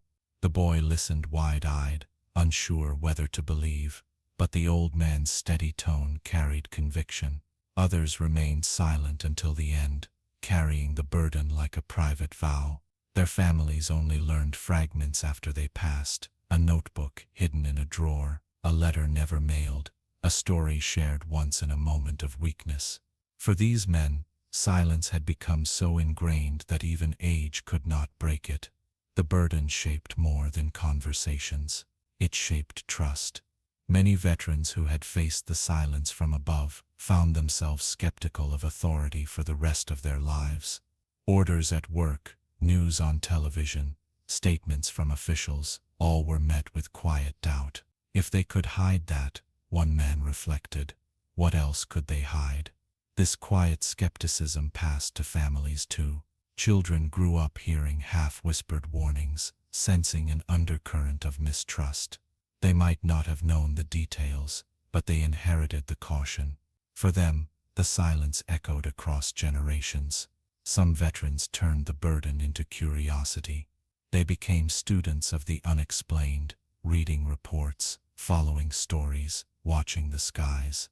They attended gatherings where others shared similar tales, finding solace in community. For them, the burden transformed into a calling, a lifelong search for meaning. Others carried it more like a scar. They avoided conversations, turned away from documentaries, refused to discuss the strange. For them, the silence was not curiosity, it was wound, but whether embraced or avoided, the burden remained. One of the hardest truths for many was the realization that their voices, once carefully recorded, had vanished into archives they would never see. "We wrote thousands of words," one operator said bitterly. "All of it filed away, all of it forgotten." The silence was not just absence, it was erasure. And yet, even in that erasure, the burden survived. The men carried the stories in their bodies, in their sleepless nights, in the way their eyes scanned skies without realizing. Some began to wonder whether the silence itself had been intentional, not just neglect, but design. "Maybe the silence was the point," one veteran mused. "Maybe they wanted us to carry it quietly, each of us a locked box, never opened." The thought chilled his companions, because in many ways it felt true. Still, despite the weight, there was a strange sense of pride among some. They had seen what others had not.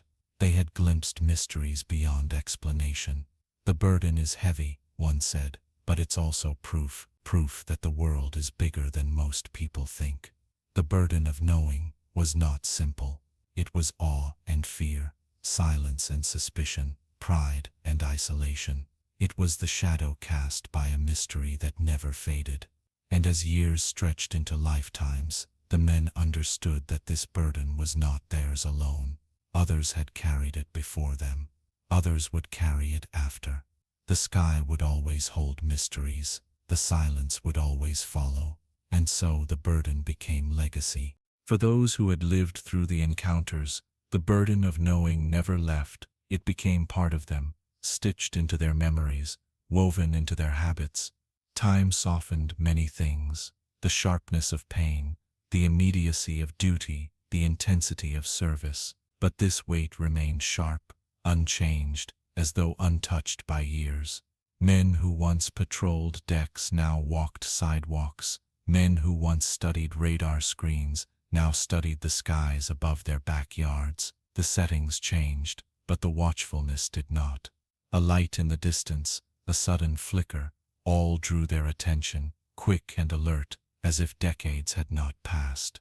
Some tried to put words to the burden near the end of their lives. They gathered their families, or wrote letters, or spoke in quiet tones to younger generations.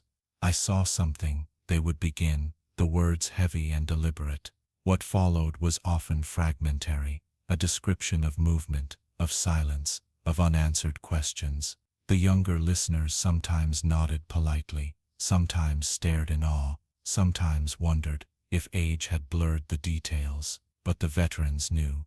Their memories had not blurred. If anything, the silence of command had preserved them, unchallenged, unaltered. Others kept their silence even as years dwindled. They had grown so accustomed to carrying it alone that even at the threshold of death, they did not unburden themselves. Their secrets passed quietly into the grave, known only to those who had shared the decks and the skies with them long ago. The burden also shaped how many saw the world itself. Some grew cautious, wary of official words, distrustful of certainty. Others grew reverent, their sense of awe deepened by the realization that reality was larger, stranger, more mysterious than anyone admitted. Both caution and reverence were forms of the same truth. Once you have seen beyond the boundaries of the known, you cannot unsee it. One veteran described it with a metaphor his children never forgot. "It's like I was given a glimpse through a keyhole," he said softly, "and what I saw was bigger than the whole room I live in now. I've never stopped wondering about that other space." The burden was not only personal, it became part of the story of the fleet itself, whispered at reunions, remembered in fragments of conversations.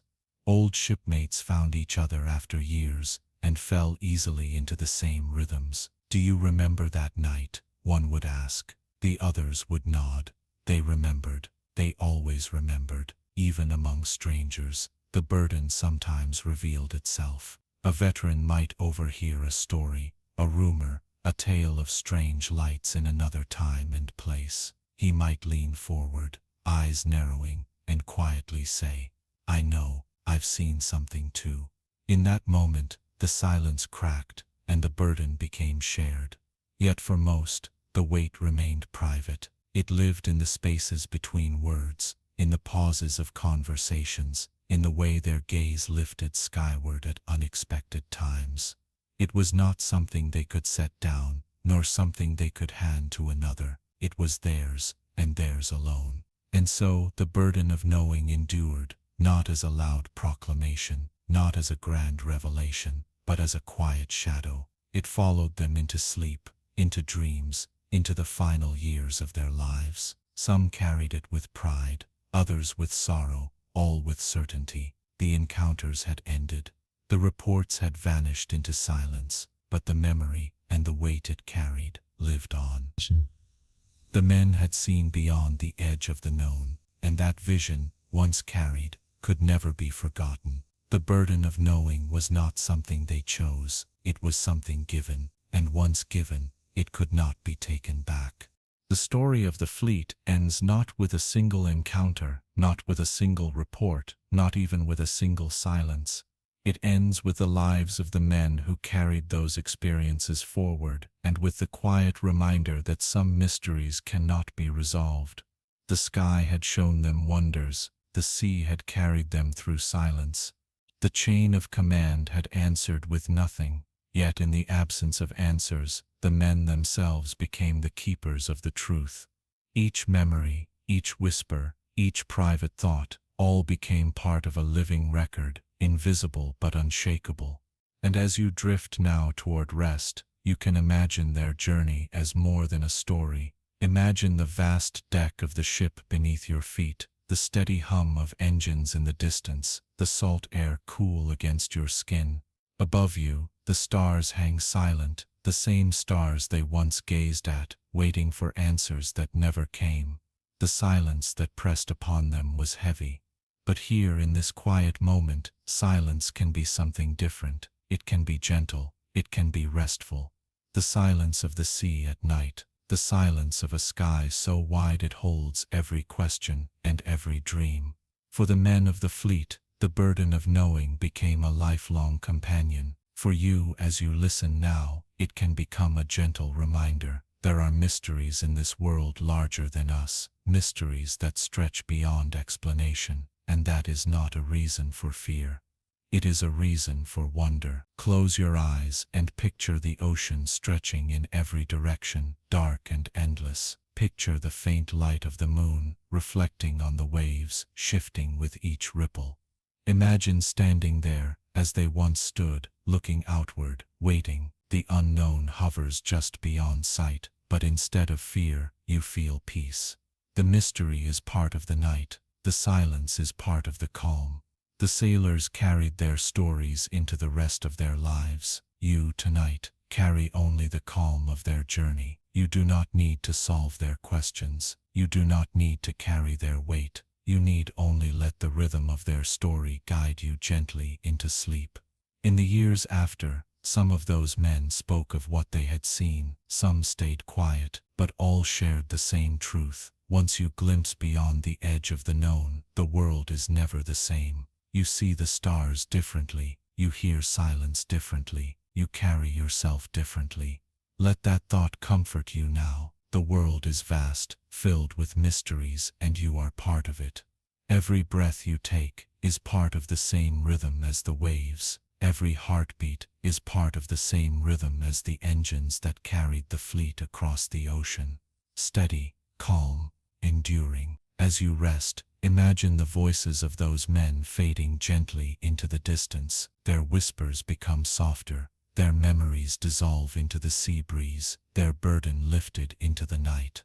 The only sound that remains is the quiet hum of the world itself, steady and safe. The unknown will always be there, just beyond the horizon. But here now, in this moment, you are safe. The questions do not need answers. The silence does not need to be broken. The burden does not need to be carried. Breathe slowly, in and out, like the tide, like the hum of the engines, like the long sigh of a sailor finally at peace. The sky is wide. The sea is endless. The silence is calm, and you too can rest in that silence. Drift deeper. Feel your body soften, like the ship settling into steady waters. Feel your thoughts loosen, like ropes untied, drifting outward into the night. Every sound fades, every weight lifts, every question grows lighter. You are carried now, gently, like a vessel across calm seas. You are guided, quietly, like a star fixed above a dark horizon. The mystery remains, but it no longer presses on you. It surrounds you instead, holding you softly, like the embrace of night itself.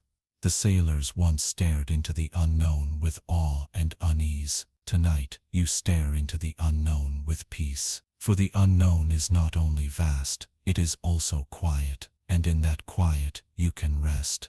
The ocean stretches, the stars shine, the silence settles, and you drift deeper, softer, safer. Let the questions drift away, like waves rolling into the distance. Let the burden dissolve, like mist fading in morning light. Let yourself sink gently into the rhythm of the night. The story has been told, the voices have been heard, the silence has spoken. And now the only task left is sleep. Close your eyes. Let the sea carry you. Let the stars watch over you. Let the silence hold you. The burden of knowing belongs to the past. The gift of rest belongs to you now. Sleep well.